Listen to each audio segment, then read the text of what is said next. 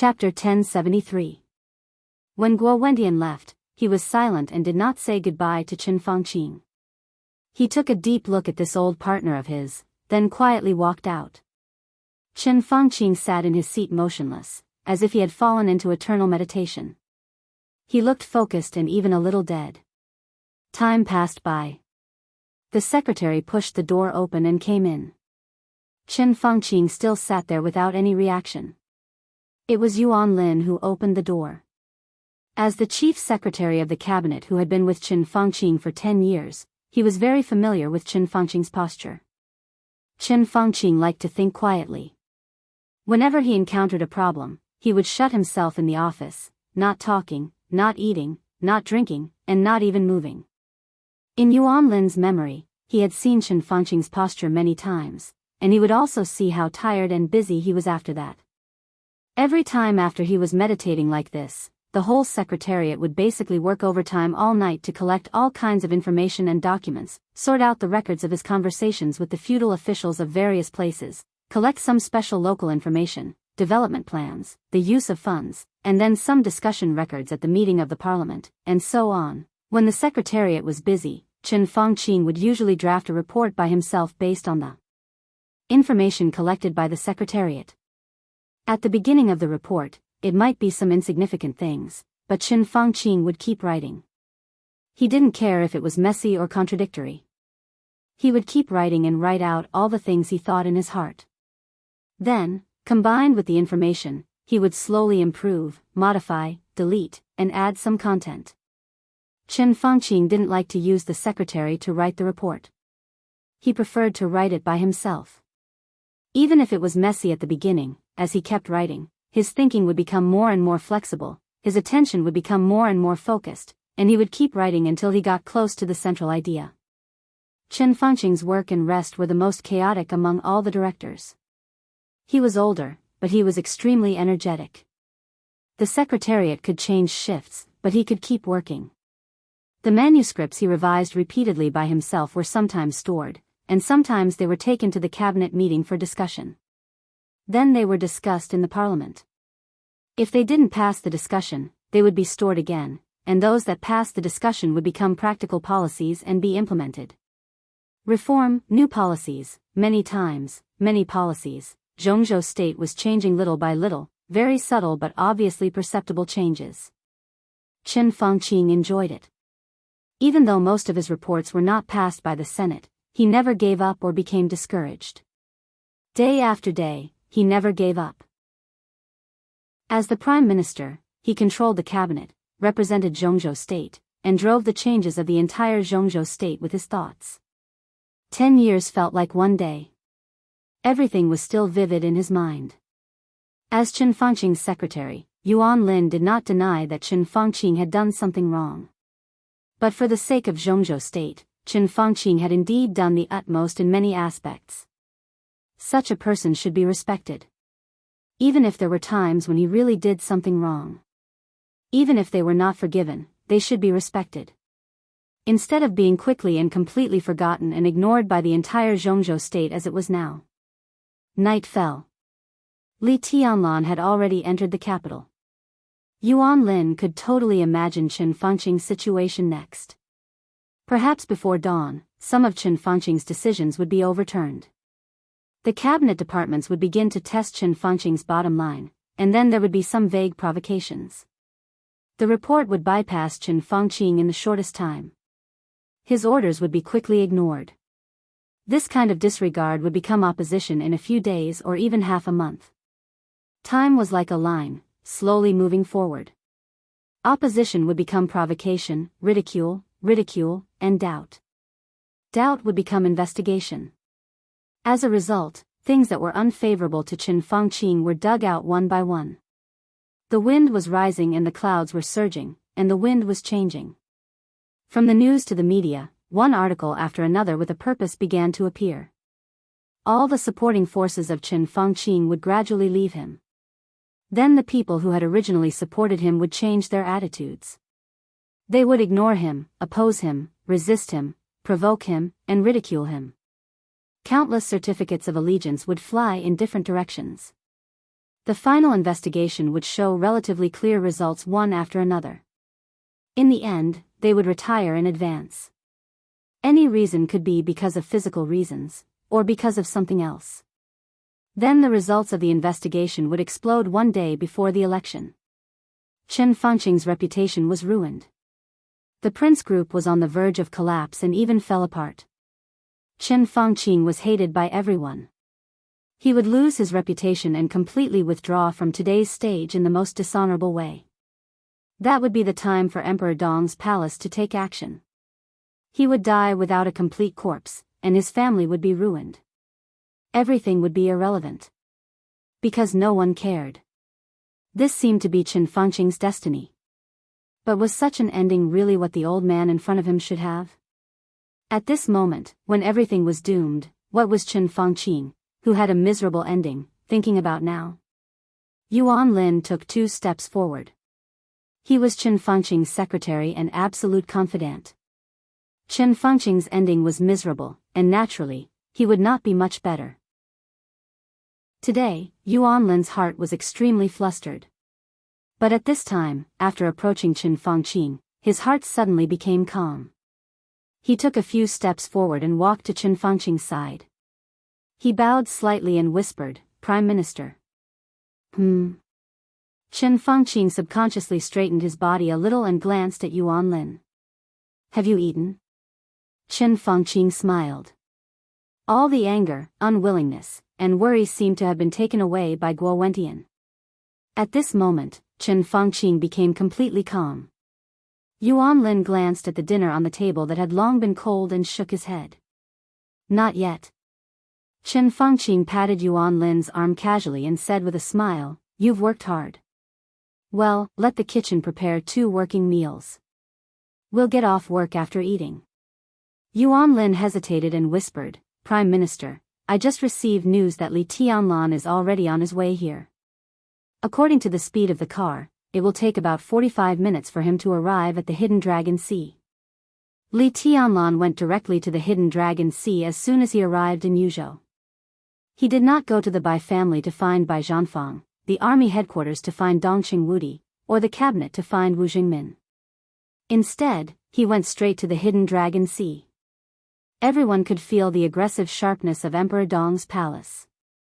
The situation after the final battle in North Sea was completely a once-in-a-lifetime opportunity for Emperor Dong's palace.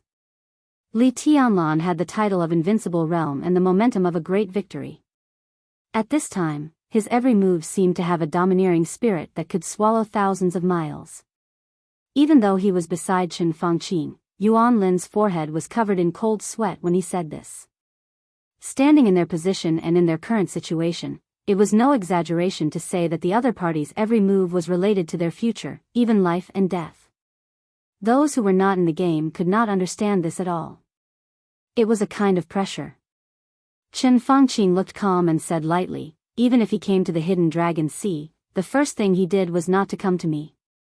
There was always time for a meal."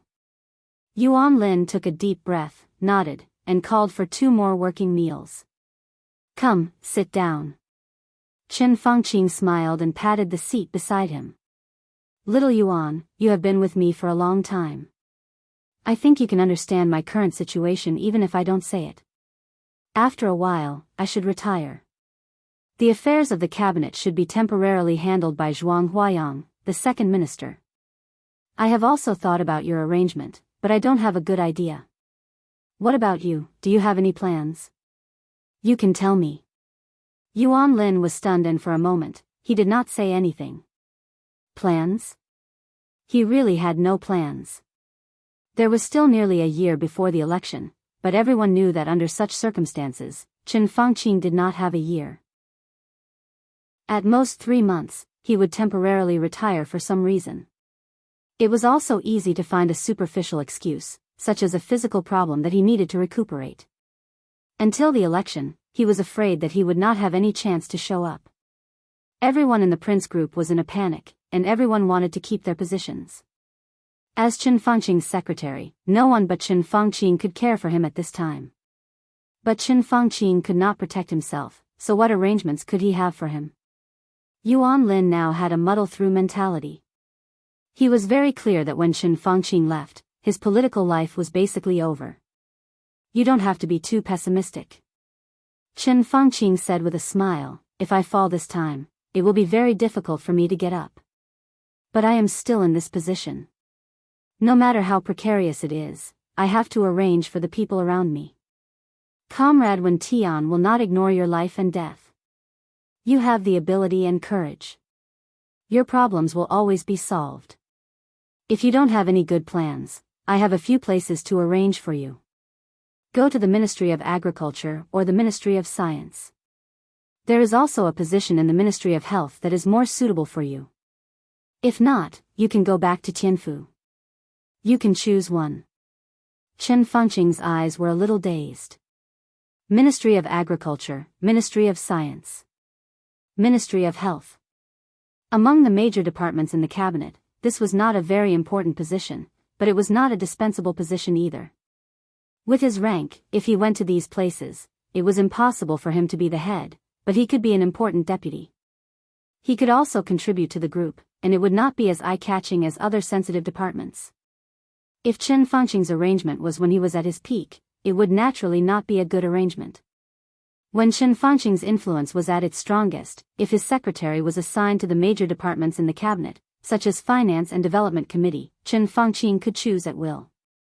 But now, Chen Fangqing arranged for him to be in a few relatively ordinary departments, which was undoubtedly a kind of protection for him. I don't know. Yuan Lin smiled a little embarrassedly. Prime Minister, you make the decision for me.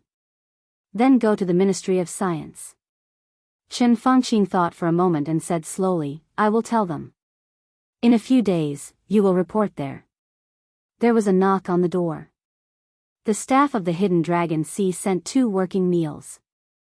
Chen Fangqing seemed to have an appetite and said with a smile, eat first. His appetite did seem to have improved a lot, and he finished the entire working meal. Yuan Lin controlled his speed and got up almost at the same time as him. He whispered, Prime Minister, where are you going? You can get off work. Chen Fangqing took out a cigarette and lit it. He took a deep breath and said slowly, I'm going to have a chat with the president. Yuan Lin subconsciously wanted to stop him. He looked at the time. It was only 20 minutes before Li Tianlan arrived at the Hidden Dragon Sea. At this time, Li Huaqing might not want to see him. Even if he saw him, what could he do when Li Tianlan came? Was he going to humiliate himself? Chen Fangqing waved his hand and said slowly, some things have to be done, and some words have to be said. He walked out of the office, paused, and continued, I almost forgot. You are working overtime. Sort out the documents in the second drawer. I will need them later.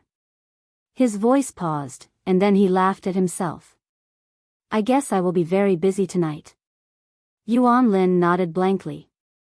Chen Fangqing said no more, turned around, and went out.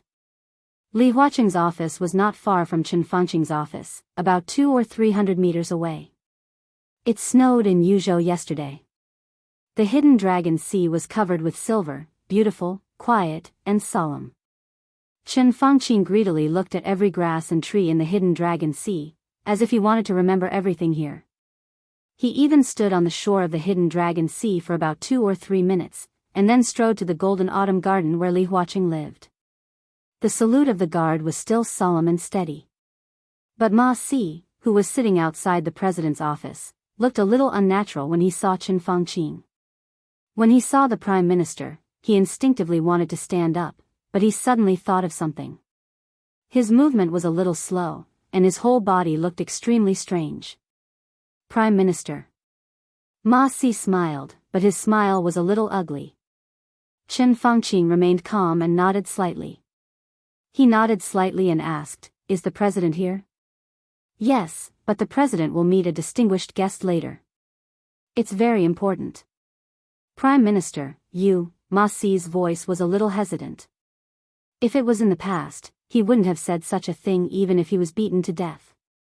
It could be seen what kind of position Chen Fangqing had in other people's hearts now. I also have a very important thing. Chen Fangqing said unhurriedly, what can be more important than national affairs? Ma Si was speechless. Chen Fengqing's eyes looked very ordinary, but when they fell on him, there was always a kind of extremely fierce sharpness and weight. He subconsciously lowered his head and didn't speak anymore. Chen Fengqing stepped forward and pushed the door of the president's office with his own hands. Ma Si hesitated for a moment and didn't stop him. In the office, Li Huaqing looked at Chen Fengqing, who came in with some surprise. He was stunned for about 2 seconds before he nodded with a smile and said, "The Longjing tea has just been made. Come and have a taste." He naturally picked up a teacup and poured a cup of tea for Chen Fengqing. Chen Fengqing nodded and sat on the sofa. After a moment of silence, he let out a long breath. Li Huaqing slowly tasted the tea and didn't speak. In fact, long before the start of the decisive battle in North Sea, or more precisely, since the academics took the initiative to terminate the cooperation with the Prince Group, the relationship between the two had fallen to the freezing point. Although there were some exchanges at the meeting of the parliament, when they met in private at the Hidden Dragon Sea, the two of them nodded at most, and no one spoke. "When will he arrive?" Chen Fengqing asked calmly. "We just talked on the phone 5 minutes ago." Li Huaqing smiled and said, "There is some traffic jam on the road. The comrades of the police department have already evacuated the traffic. The section to the Hidden Dragon Sea is under traffic control. There are about 30 or 40 minutes left. He really can't wait." Chen Fengqing sneered. "Seize every minute." Li Huaqing said meaningfully, his character has always been very direct. Besides, the new group involves too much. It seems that less than a year is plenty, but when it comes to operation, this time is actually very tight. Chen Fengqing was silent for a while, shook his head, and didn't bother to talk nonsense. In many people's eyes, he and Guo Wendian of the Prince Group had the same position, and they were old partners with great tacit understanding. But in fact, in Chen Fengqing's heart, Li Huaqing was his best partner. Most of Chen Fengqing's thoughts were devoted to the overall situation of Jianghu state, and sometimes he would sacrifice the interests of the Prince Group for the overall interests. Li Huaqing also had the overall situation in mind, so the two could reach an amazing consensus on many things. They knew each other very well. At this time, there was no point in being polite. "What does he want?" Chen Fengqing asked directly. When he chatted with Guo Wendian just guessed some things, and no one in the Prince Group knew the actual situation. But now the new group had become more and more obvious, and it was impossible for Li Huaqing not to know the demands of the new group. Now that Chen Fengqing was defeated, in the following time, the cooperation between the new group and the academics would be closer. In addition to Li Huaqing's position, he was now undoubtedly one of the people who could see the structure of the new group best. The smile on Li Huaqing's face paused slightly, and a touch of gloom flashed in his eyes. Chen Fengqing's heart began to sink. Seeing that Li Huaqing showed such a look, Chen Fengqing suddenly found that Li Tianlan's appetite might be bigger than he had expected, or even much bigger. "Nanyue, Xia, Jiangnan, Dongshan." Li Huaqing opened his mouth lightly. "These can be given to him," Chen Fengqing said directly without the slightest hesitation. These 4 provinces were already in Li Tianlan's pocket. Everyone could see that, in the current situation of Jianghu state, it was the easiest to take these 4 provinces. Naturally, the new group would not let them go. If Li Huaqing and Chen Fengqing couldn't stop them, then they would give them to him directly. "What else?" Chen Fengqing asked. Li Huaqing took a deep breath and pulled out a piece of paper from the document beside him with no expression on his face. There were a few rows of pen writing on the paper, and the ink was very fresh. Obviously, Li Huaqing had written it not long ago while thinking. Chen Fengqing took the paper from Li Huaqing's hand with rapt attention and glanced at it. Some very familiar words came into his eyes. He felt dizzy, and the world was spinning. He almost instinctively took a cold breath. His heart began to beat violently. Chen Fengqing resisted the feeling of dizziness and looked at the paper carefully. "This is also Li Tianlan's request?" Chen Fengqing felt that the other party was simply crazy. His arms were trembling, and he held the paper in his hand tightly. He held it back and finally said, "Are you kidding me? How does it look like a joke?" Li Huaqing shook his head with a somewhat ugly face. When he heard Li Tianlan's request for the first time, he felt the same as Qin Fangqing. He thought it was a joke, and even thought that Li Tianlan was simply crazy. But after thinking about it carefully, even Li Huaqing felt a little helpless.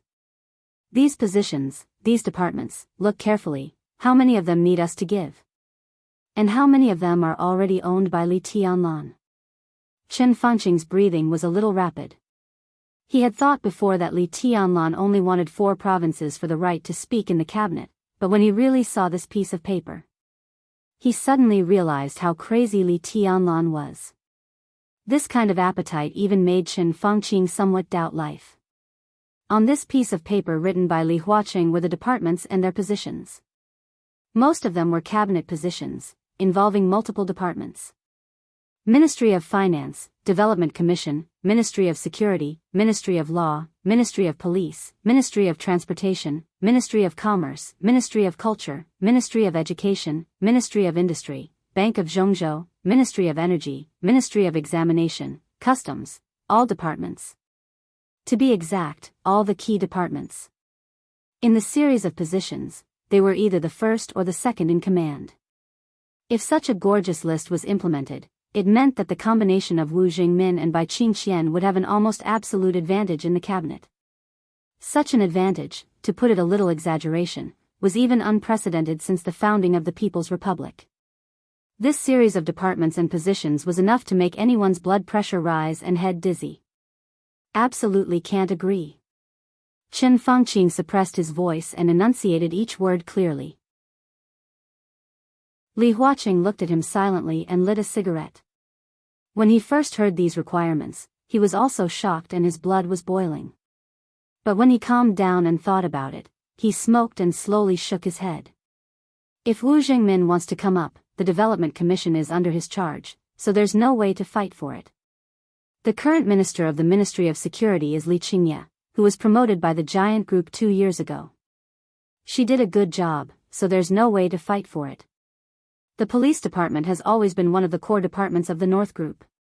This time, it will enter the scope of the new group, so there's no way to fight for it. In terms of finance, Wu Jingmin has a certain right to speak, and the giant group also has great power in this regard. We always have to express some support for the new group, so we can't block some places. At the moment, the most important thing is the Bank of Zhongzhou, Customs and Examination. These can be discussed, but if none of them enter, it's obviously impossible, and things will be a little difficult. Even if it's difficult, we have to do it. Qin Fangqing said in a deep voice. Li Huaqing nodded. I think so too. What do you suggest? Qin Fangqing asked slowly after a moment of silence. Suggestion. Li Huaqing looked at Qin Fangqing deeply. In the smoke, his voice was erratic but with incomparable firmness. I hope you can do something. His voice was calm and straightforward. I think you don't care about this now. Qin Fangqing was silent for a moment before he smiled. I see. Li Huaqing's meaning was easy to understand. Qin Fangqing's fate was doomed. No matter what he did, there would be no change. But now he still sat in this position, so Li Huaqing hoped that Qin Fangqing could jump out and be the villain to stop the momentum of Li Tianlan and the new group. This would make Qin Fangqing's situation more passive and more miserable, but what did it matter? No matter how miserable he was, he could not escape death. The only thing he needed to care about was that the Prince Group would lose more because of Qin Fangqing's reckless behavior. But when Zhongzhou State and the Prince Group were put together, what was the latter? Qin Fangqing was silent for a moment and nodded. I'll do it. Li Huaqing nodded with satisfaction. Of course, pay attention to the way. Tianlan and the new group are extremely important to Zhongzhou State. What you need to do is to give them less, not to give them nothing.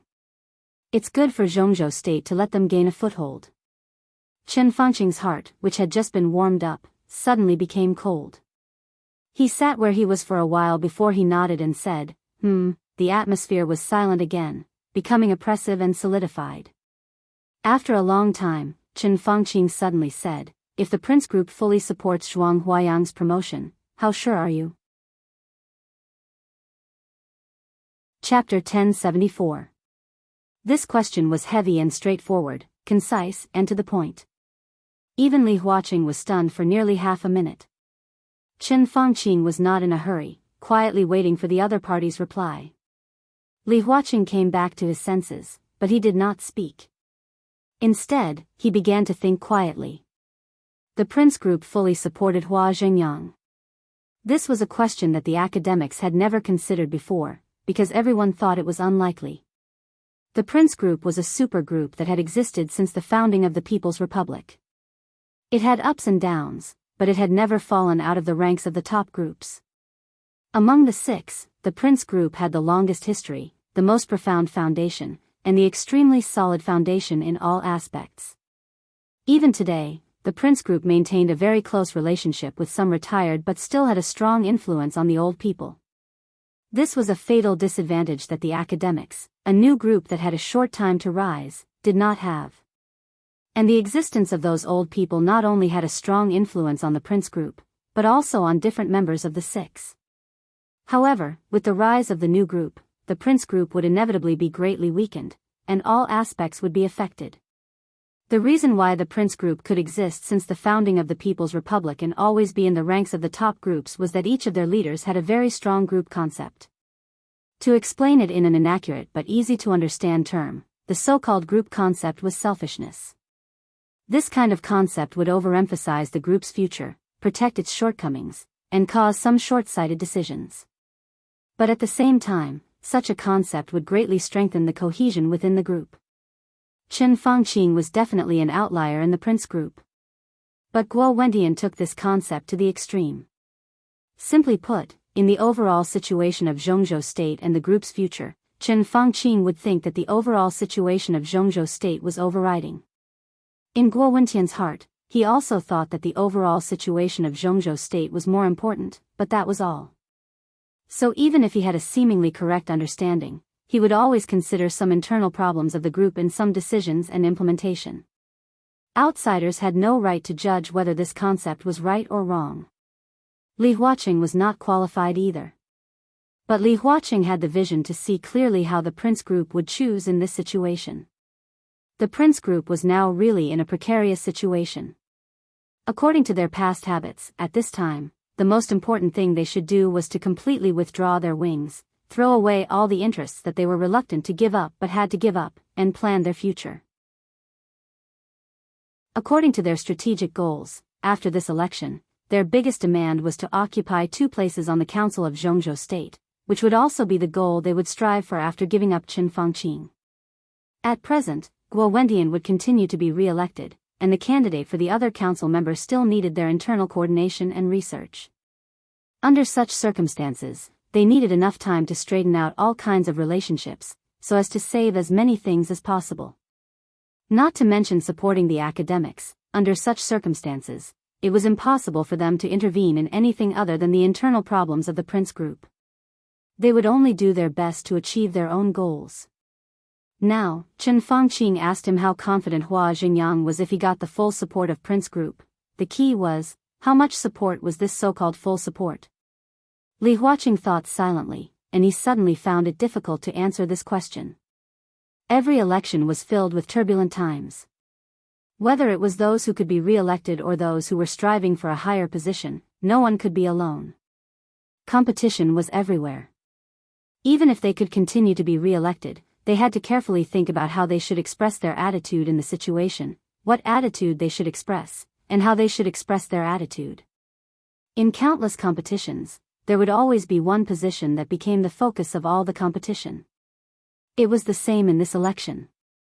Before the final battle in North Sea, the competition between Yi Dongsheng and Wang Qinglei was the core focus.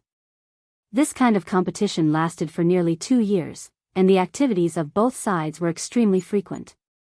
It even caused some internal turmoil in the Southeast Group, which could be said to be a joke to outsiders. Now that the final battle in North Sea was over, it meant that Wang Qinglei was automatically out. But the focus of the competition did not disappear. Instead, with the vacancy of Chen Fangqing, the focus of the competition directly shifted to the position of the head of the cabinet. The Prince group now had no suitable candidate to compete for this position. The new group had risen for a short time, and it also did not have this ability. The North group of Eternal Soy Sauce was busy trying to integrate with the new group. The giant group could not push out a competitive candidate to compete for this position for the time being. Everyone knew that the new Prime Minister of Jianghu State was either from the academics or from the Southeast group. Wen Xiyuan, the Speaker of Beihai, a member of Jianghu State. Hua Jingyang, the Deputy Prime Minister of the Cabinet. At present, these two were the most promising candidates for this position. Each had its advantages and disadvantages. In terms of ability, no matter who it was, they were absolutely qualified to be the Prime Minister. Hua Jingyang's advantage was that he had served as the Deputy Prime Minister for one term and was more familiar with the cabinet. In this position, it was tantamount to taking advantage of the situation. From a deputy to a top leader, there was no need for running in. His disadvantage was that Li Huaqing would be re-elected. The number 1 and 2 figures were both from the academics, which would undoubtedly make others extremely uneasy. With uneasiness, there would naturally be backlash and opposition. And Wen Xiyuan's advantage was that he could get a lot of support more easily. The giant group, the new group, the North group, and the Southeast group all preferred Wen Xiyuan to be in this position. His disadvantage was that his position was not as competitive as Hua Jingyang's. But if the academics could get the full support of the Prince group, the situation was completely different. The current Prince group and the academics were no longer the Prince group and the academics more than 2 years ago. Similarly, the current giant group and the Southeast group were no longer the giant group and the Southeast group more than 2 years ago. In the past 2 years, the two groups, the Southeast group and the giant group, had constantly compromised and completed the internal reshuffle and change of blood. The cooperation between Li Huaqing and Chen Fangqing was aggressive. They took advantage of the time when the other party changed blood and shuffled the cards. The power of the two groups had been greatly expanded. And the power of the Southeast group and the giant group had been greatly locked. It was no exaggeration to say that when Li Huaqing and Chen Fangqing stood together, they now represented the two largest groups in Jianghu State. If they fully cooperated, the possibility of pushing Hua Jingyang to the top, Li Huaqing thought for a while and finally confirmed a fact. If they fully cooperated, the possibility of Hua Jingyang being promoted was very great. Really? Li Huaqing asked in a deep voice. I just met Wen Tian.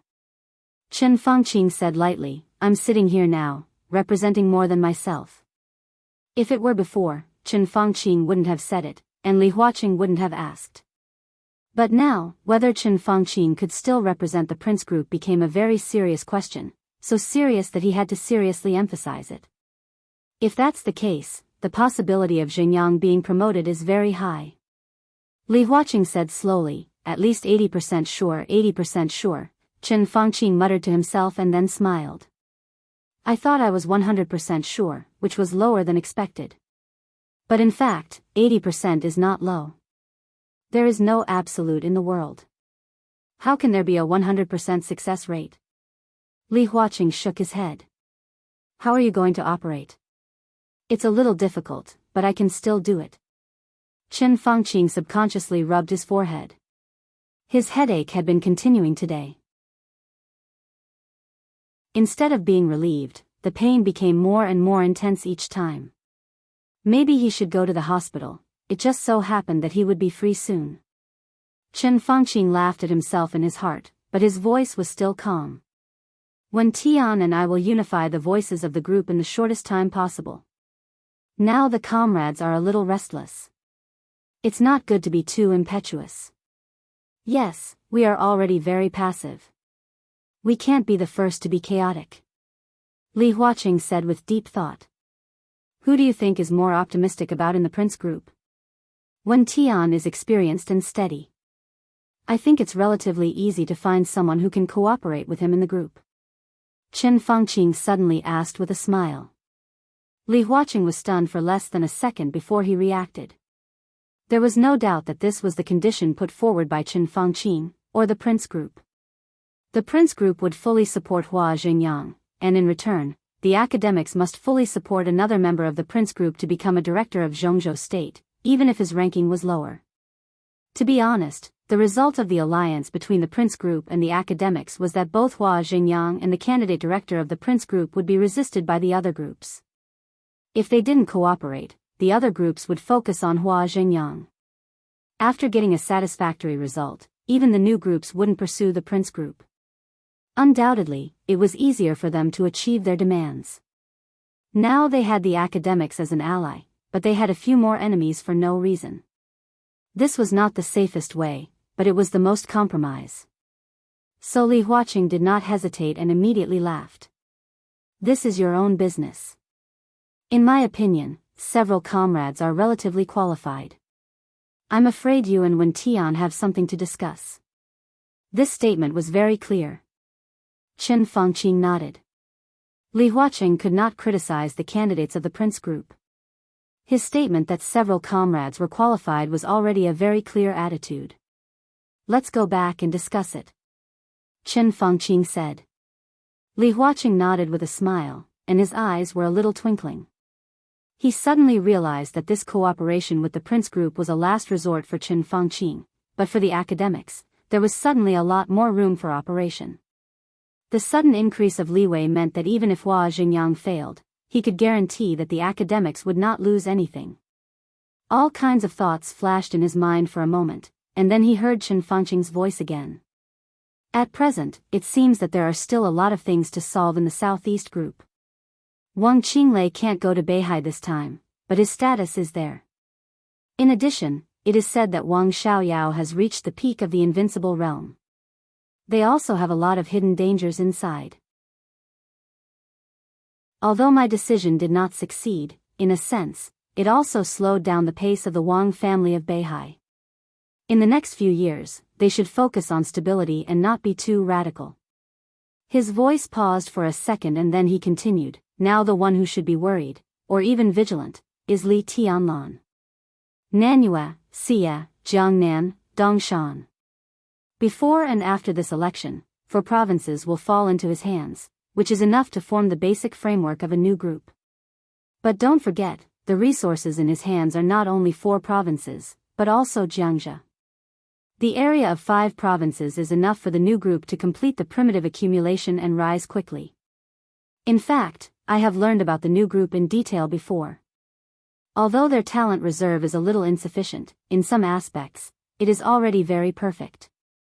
Now there is Zhou Yuanshan in Jianghu, and the new group has taken over Nanyue, which is equivalent to completely paving the way for Zhou Yuanshan to enter the parliament and even become a director.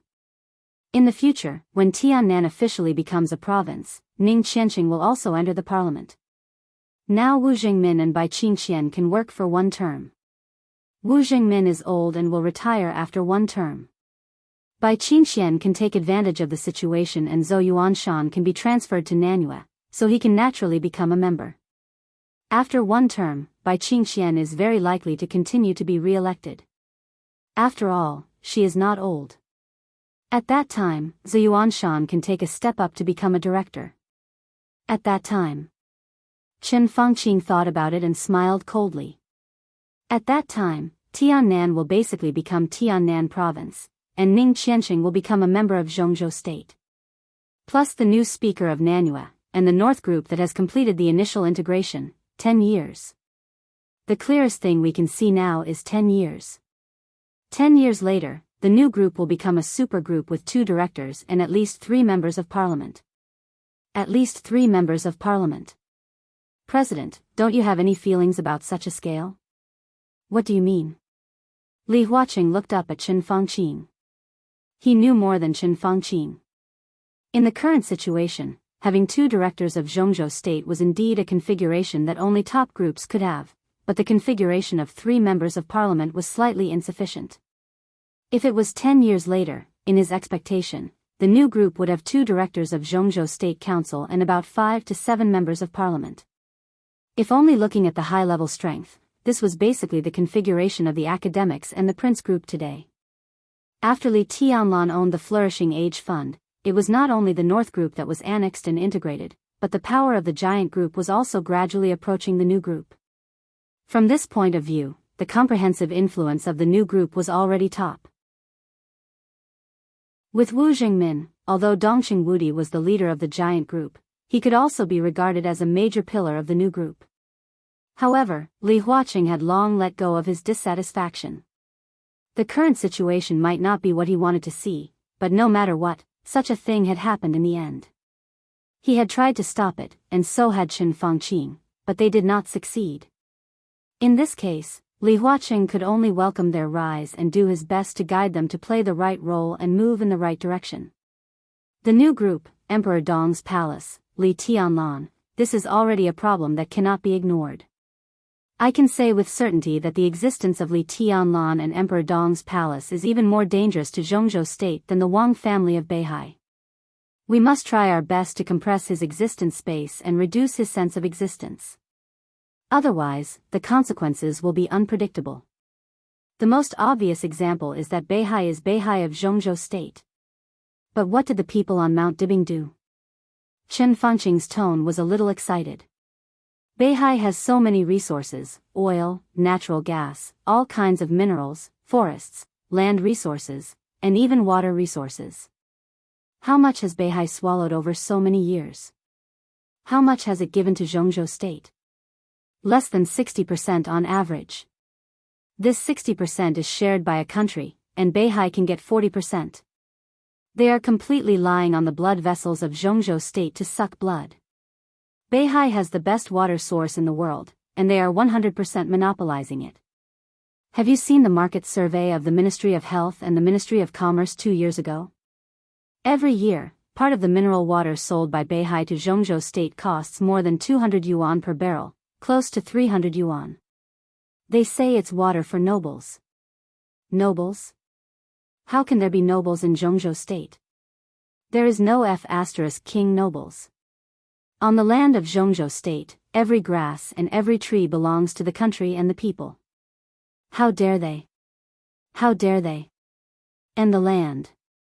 The land of 150,000 square kilometers in Beihai can only support less than 20 million people. The cabinet has been paying attention to this matter. I paid attention to it when I was in office. My predecessor and even my predecessor were thinking about this problem. In the most beautiful province of Zhongzhou state, the transfer of people's household registration is more complicated than immigration. Now the little bastard Wang Xingxiao even closed this channel. How dense is the population of Zhongzhou state? How tight are the land resources? The cabinet issues policies every day and discusses them every year. Is it useful? Zhongzhou state doesn't want to occupy the land of Beihai. I can understand the treaty of that year. Zhongzhou state is willing to spend money and buy it. Beihai belongs to Zhongzhou state. We just want Beihai to develop more reasonably. Is that wrong? What did Wang Tianzong say? Not for sale. There is no room for negotiation at all. Beihai is not a big agricultural province. Its tertiary industry is developed and its land planting area is very small. Because Beihai is rich and can be bought outside. What do they use the land for? If these lands are handed over to Zhongzhou state for overall planning, we can move at least 40 to 60 million people to Beihai, at least. And it won't bring too much change to Beihai. The Ministry of Construction has plans to build houses, schools, hospitals, and traffic networks. They are absolutely reasonable. But what does Mount Dibing want to do with Beihai? They build King parks, plant flowers and grass, and cultivate forests. The whole province is full of flowers. The green area is even much larger than the residential area. What do they want to do? What do they want to do? They made Beihai the most beautiful province, the most comfortable province, and the happiest province. But does all this have anything to do with Zhongzhou state? Does it have anything to do with it? Mount Dibing wants to use these things to bind everyone in Beihai, for loyalty, cohesion, and a sense of belonging. What is the self-introduction of people in Beihai when they walk in Zhongzhou state or any country in the world? Am I from Zhongzhou state? No, there is no such saying. They will say that I am from Beihai, Beihai. They have the most comfortable living environment, the most beautiful province, the most relaxed life, the highest salary, the lowest housing price, the fairest environment, and the most leisurely holidays. Aristocrats, the aristocratic province of Jianghu State. F***ck. He talked incessantly. Chen Fangqing had already seen his ending, so at this moment, he seemed to want to say all the words that he had been suppressing in his heart. His voice was completely roaring, as if he wanted to tear the roof off. His loud voice was so loud that even Ma Si, who was outside, could hear it clearly. Li Huaqing silently watched him vent his emotions almost hysterically. His eyes were quiet, with a touch of pity. I've had enough of this Beihai. Chen Fangqing took several deep breaths and continued, I wanted to smash it, but I failed. And now, there is another Tiannan. There are signs of this in Tiannan now. If it continues to develop, it will be even more excessive than Beihai. Xianyuan City and even the whole Tiannan need fewer people. They all want the best.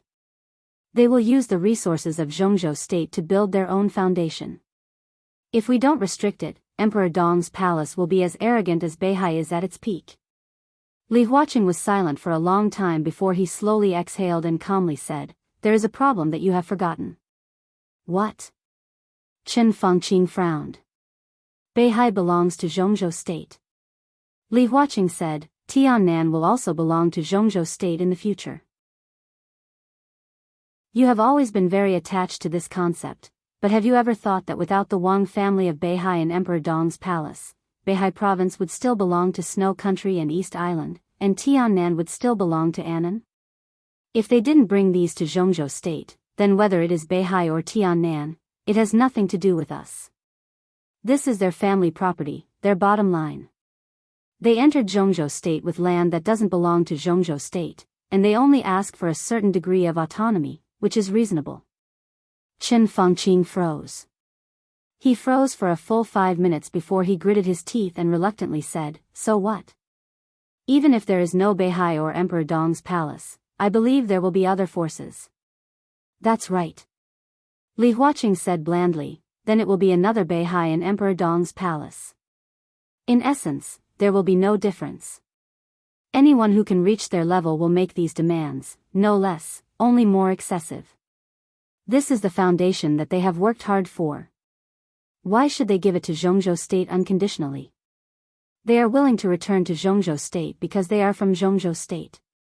Even if they are saints, they don't give it for free. Put yourself in their shoes. If you stand in Li Tianlan and Wang Tianzong's point of view, will you be willing to see all this? But they have gone too far. Chen Fangqing gritted his teeth and said, Yes. Li Huaqing nodded and said, They did have something wrong, so we cooperated before. If we can completely take back Beihai according to your idea, of course I will support it. This has nothing to do with right or wrong, it's just a standpoint. But now the situation is very obvious. We don't have that kind of ability, so we can only accept the reality. In general, whether it is for Beihai or Emperor Dong's palace, I welcome it. Including their blatant theft of the country? Blatant theft of the country's resources?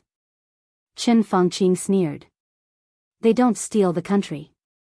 Li Huaqing shook his head and said, Maybe you haven't noticed, whether it is Beihai or Emperor Dong's palace, they are very clear-headed. What they do is at most use the resources of a country to run a place. To be exact, they use a part of the limited resources of a country to run a place. For example, Beihai and Tiannan. But what about Jianghu, who cooperated with you? The fierceness in Li Huaqing's eyes flashed away. He intends to use a part of his limited resources to run a country. What virtue does he have? Does he deserve it? What he did is the real theft of the country, and you actually cooperated with such a person. This is what disappoints me the most. Chen Fangqing's body suddenly stiffened, and he suddenly found that he couldn't say a word. Li Huaqing took a deep look at him, exhaled, and looked up at the time. At the same time he looked up, the door of the office was knocked. The door was slowly pushed open, and Ma Si, Li Huaqing's secretary, came in. He looked at the two giants sitting in the office and said softly, "President, His Majesty Li Tianlan is here." Chapter 1075. Ma Si stood straight at the door. When he reported to Li Huaqing, he never looked at Chen Fangqing out of the corner of his eyes. The smoke lingered in the office. Li Huaqing nodded. He stood up at the same time and looked at Chen Fangqing. Chen Fangqing also stood up. Li Huaqing thought he was going to leave, but Chen Fangqing said flatly, "Since we are here, we have to see each other." Li Huaqing smiled and said nothing. He got up and walked out of the office. Chen Fangqing followed him expressionlessly, a little behind Li Huaqing by half a body. The hidden dragon sea outside the office was silvery white, and the air was bitterly cold. Standing in front of the office door and looking out, on an arch bridge 100 meters away, Li Tianlan was taking off his gorgeous windbreaker that terrified the whole dark world and putting it on Qin Weibai. The black windbreaker fluttered lazily. Qin Weibai naturally took his arm. Li Huaqing and Chen Fangqing watched in silence, with complicated feelings. 5 years. In less than 6 years, the young couple in sight, or the young couple, completed the identity exchange without anyone realizing.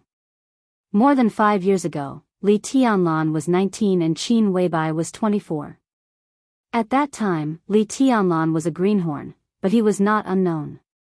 With the last remaining light of the Li family, he tried his best to show his edge, but not many people really paid attention to him. That year, Qin Weibai had already taken control of the Samsara Palace. She was the only will of the Samsara Palace when the will of the master of Samsara Palace was silent. She was quiet, low-key, and busy most of the time. The development of Jianghu state, the European continent, America, and the Samsara Palace reflected her will everywhere. It might not be clear, but it always existed. She rarely appeared in any so-called high-end circle, but no one in the real high-end circle would ignore her. She was the goddess in countless people's hearts and the first beauty in Jianghu state. There were countless people who admired her, but few dared to stand in front of her and look directly into her eyes.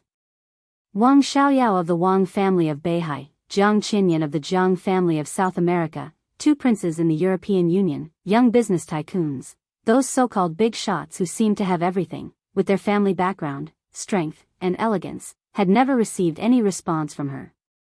She lingered in everyone's most beautiful and dreamy dreams, quiet, beautiful, picturesque, and beautiful. No one knew what was going on with Li Tianlan, or what kind of luck he had. The heir of the Li family?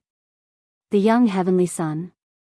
These seemingly worthless things at that time did not bring Li Tianlan any honor, but they secretly caused a lot of trouble.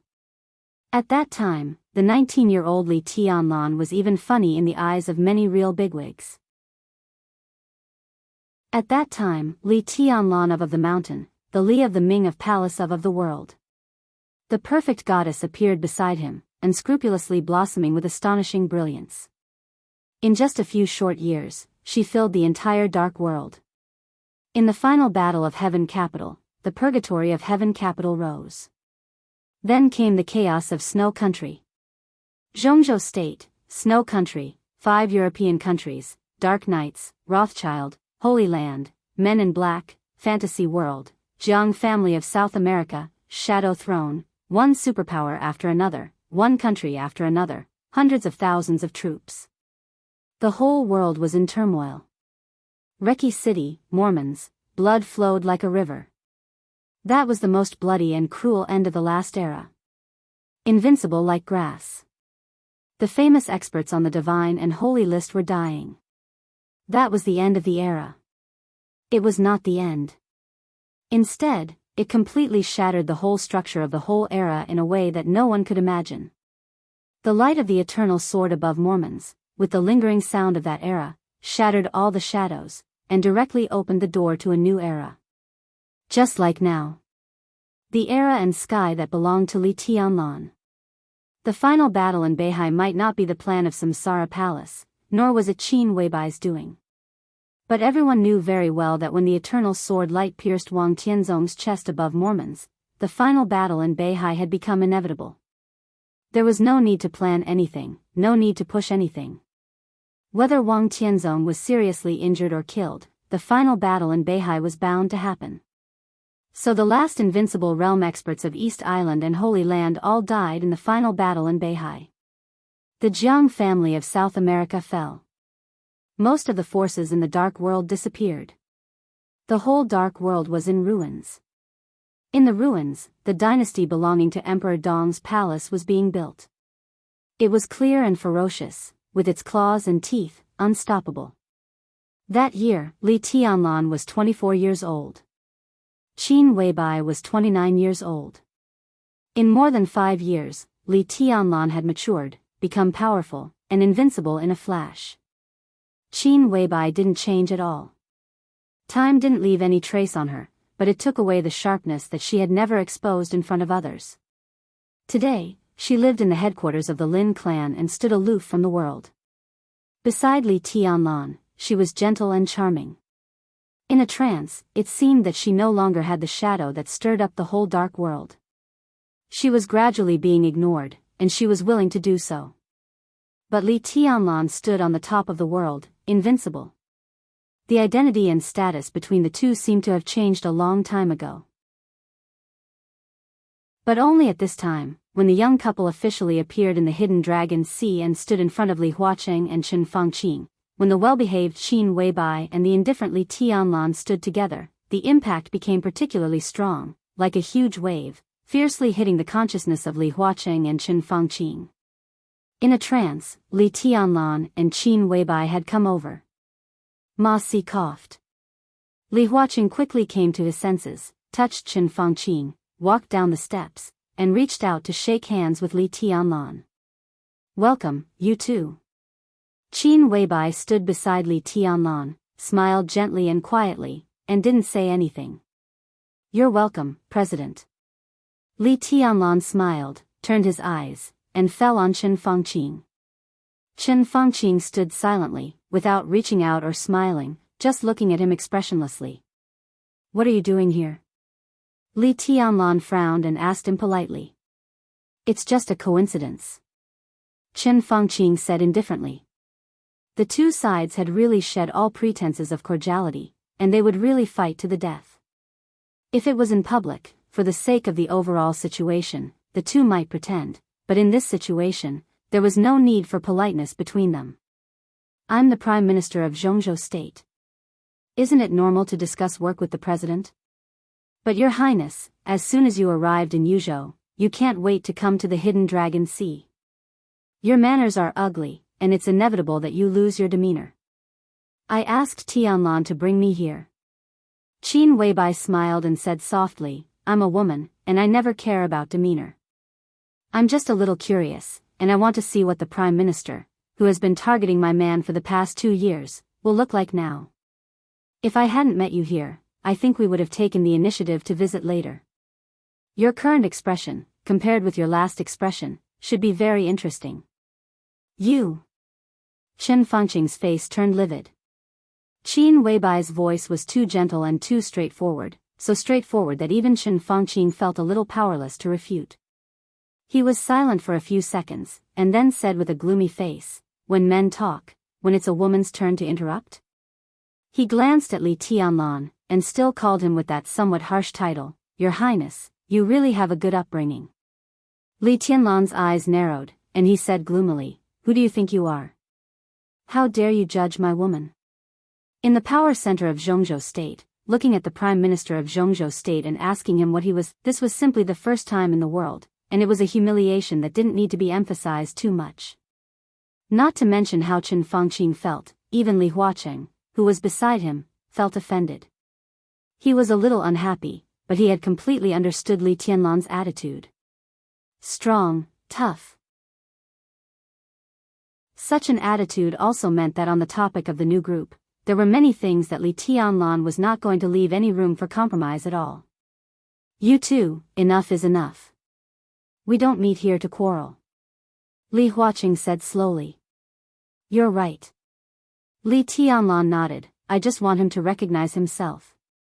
At such an old age, how dare he talk about upbringing here shamelessly. His own precious daughter is nearly 50 years old, and she has 9 lovers outside, 5 of whom are students at school. I have all kinds of high-definition videos of all kinds of information here. How about it, Prime Minister, do you want me to send you a copy? Or should I make it public on the internet? Upbringing, do you also know what upbringing is? How dare you? Chen Fangqing growled, and his face was ferocious. A touch of blood and sweetness gushed out of his throat, and he swallowed it down. Tearing. The blood seemed to tear the blood vessels, and he felt cold all over. He had a splitting headache, and his whole head began to become numb in the severe pain. I will do that. Li Tianlan said lightly, but after you get out of this position, I will give you an absolutely satisfactory explanation for the 62 people in your Qin family. Tianlan. Li Huaqing's tones suddenly became a little heavier. This is Hidden Dragon Sea. His eyes were quiet and dignified, with an obvious warning. Li Tianlan sneered and walked directly up the steps with Qin Weibai. Ma Si bowed slightly and opened the office door respectfully. Li Huaqing took a deep breath, patted Chen Fangqing on the shoulder, and turned back into the office without saying a word. The office door was closed. Chen Fangqing stood silently in the deep cold snow for a long time. The smoke in the office had not dissipated. Li Huaqing turned on the ventilation system, made a new pot of tea, and said with a smile, "It's understandable that the Prime Minister is in a bad mood. Tianlan, there are many times and things that I can't stop you even if I want to. I think the Prime Minister has enough psychological preparation for some results. I'm not going to comment on this, I just want to say, pay attention to the way." Li Tianlan looked down at the gradually boiling tea in front of him, and said in a flat voice, "The way I choose is the most appropriate, and it is what he deserves." Li Huaqing quickly frowned. "What are you going to do?" Li Tianlan raised his eyebrows slightly, and looked a little surprised. "Didn't I just say? When we were outside?" Li Huaqing's movements suddenly stiffened, and even his expression became a little stiff. What Li Tianlan just said? Put the video of Qin Lijuan on the internet? Let all the members of the Qin family die? Li Huaqing pondered and did not speak for a long time. Winner takes all, no matter where it is, this is the truth. As a loser, Chen Fangqing had nothing to say. His life and death were already destined. Li Huaqing could accept it, and he could also accept the disappearance of some core members of the Qin family. But Li Tianlan's meaning was very clear. He was not going to let Chen Fangqing, the whole Qin family, and he was not going to leave any leeway. If the Qin family ended up extremely miserable, it would cause extremely strong turbulence in the whole Jianghu state, and others would inevitably feel sad. What Li Huaqing wanted was stability, and such a situation was not what he wanted to see. Tianlan, the Prime Minister did do something wrong, but after all, the others are innocent. Li Huaqing looked at Li Tianlan and said slowly. Everyone is qualified to say that they are innocent, but Chen Fangqing is not. Li Tianlan said faintly, the termination plan?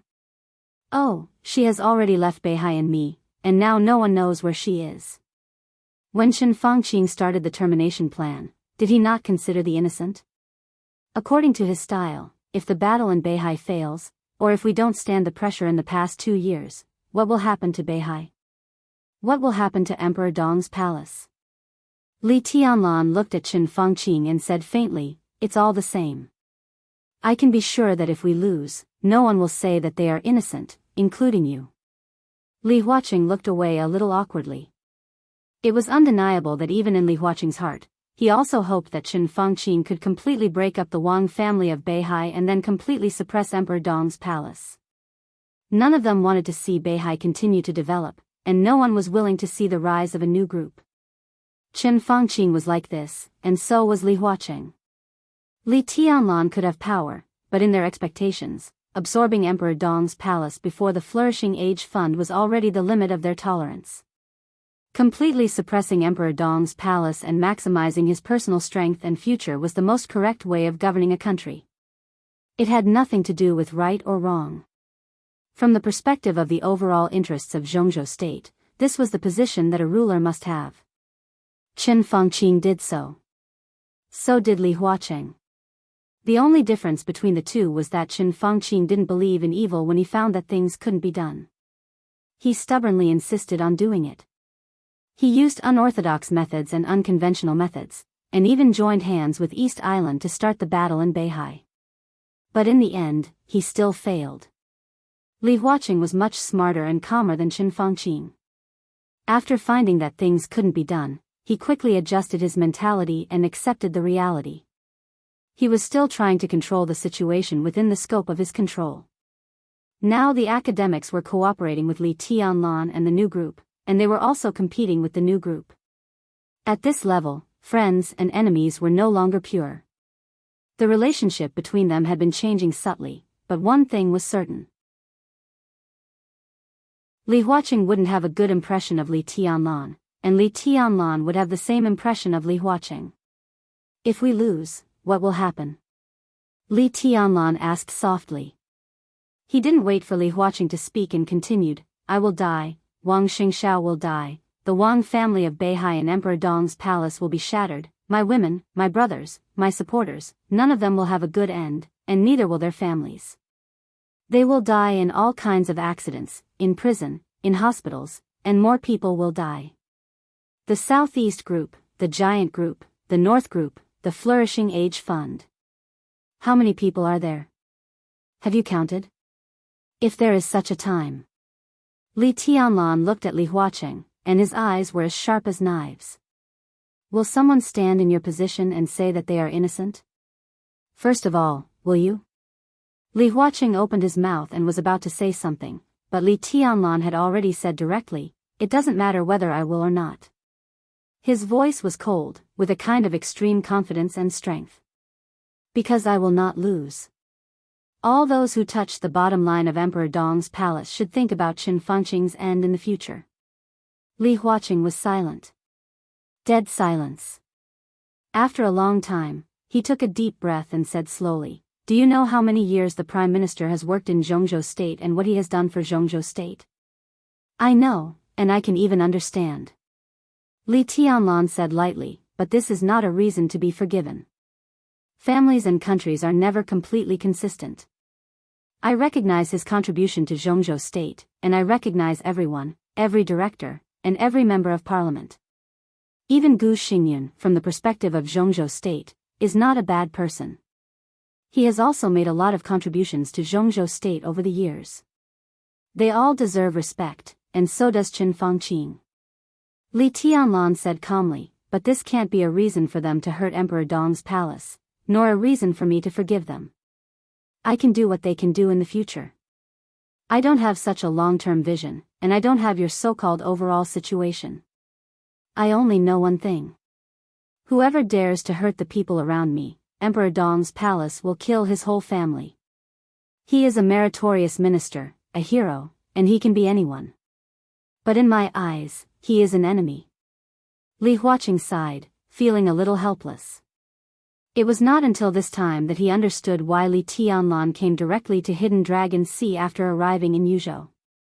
To discuss some problems of the new group? Maybe there was a reason for this. But the most important thing was that Li Tianlan came here to give him a notice. A notice on how to deal with Qin Fangqing. It was not a discussion, but a notice. So no one could stop Li Tianlan. Qin Fangqing's position was very high, and he had done a lot of hard work. But he chose to become Li Tianlan's enemy. The termination plan was against Wang Yuetong. The battle in North Sea seemed to be against North Sea, but in fact, it was also against Emperor Dong's palace. Li Tianlan could not tolerate all of this. So Li Tianlan wanted to retaliate against Qin Fangqing in the cruelest, coldest, and most gloomy way. He wanted everyone to see what would happen to those who went against Emperor Dong's palace. Since the rise of Emperor Dong's palace, Qin Fangqing was the first opponent with enough qualifications and status. Li Tianlan needed to build the deterrent force of Emperor Dong's palace with his and his family's blood and lives. Put it down gently? It seemed reasonable, but it was not in line with the future of Emperor Dong's palace. What Li Tianlan wanted to do in Yuzhou this time was to be unreasonable. Li Tianlan took out a cigarette and suddenly said, I'm hungry. Order something to eat. Shall I order something? Qin Weibai, who was sitting next to Li Tianlan, stood up with a smile. The food and drink in Hidden Dragon Sea was very rich, but if they only ordered according to the specifications of working meals, everything would be simple. No need. Li Huaqing smiled and said, "Let Ma Si go." He reached out to touch the call button beside him, but suddenly there was a gentle knock on the door. Ma Si walked in and reported softly, "President, Your Majesty, the Prime Minister has left." Li Huaqing glanced at Ma Si with some doubts. Chen Fengqin did not follow in, so he would not stand outside all the time. It was natural for him to leave. Ma Si glanced at Li Tianlan and hesitated. "Say it. Don't be so hesitant." Li Huaqing shook his head. Well, the Prime Minister returned to his office, sorted out a lot of documents, and then left the office. Look at the direction. After a pause, Ma Si looked at Li Huaqing's face and whispered, "Look at the direction. The Prime Minister should be going to the office of the Vice Minister, Hua Zhengyang." Li Tianlan lowered his head, and his eyes suddenly became a little fierce. Li Huaqing narrowed his eyes. He nodded and said, "I see. You informed the canteen to make a few dishes for dinner." Ma Si nodded and closed the door again. At the same time, in the Hidden Dragon Sea, Chen Fengqin came to the door of the Winter Pavilion with a big box full of documents. The Winter Pavilion was the residence and office of Hua Zhengyang, the Vice Minister of Jianghu State. Perhaps for the sake of convenient communication, it was very close to the Green Flower Hall where Chen Fengqin lived. When Chen Fengqin walked over, he just paused outside the door and then walked straight in. "Prime Minister." The secretary, who had obviously noticed Chen Fengqin, stood up and smiled respectfully. Chen Fengqin nodded and asked directly, "Is Comrade Zhengyang here?" The secretary would have noticed him on his way here. In the past, Hua Zhengyang should have come out to greet him. But now, Chen Fengqin laughed at himself and didn't bother to care about it. But what he didn't expect was the secretary's answer. The secretary's voice was still respectful, with an obvious apology. "Prime Minister, I'm sorry. Vice Minister Hua is not feeling well today. He went to the backyard to sleep an hour ago." Chen Fengqin was obviously stunned for a moment. He looked at the door behind the secretary. A little light came through the crack in the door. It was quiet inside the door. Chen Fengqin was silent for a long time. There was obviously someone in the office behind the secretary. This was the office of the Vice Minister of Jianghu State. If he was not inside, who could go in? Who dared to go in? And the secretary was sitting here at this time. If Hua Zhengyang was already resting, why was he sitting here? Everyone could figure out what was going on, and they would also understand Hua Zhengyang's subtext.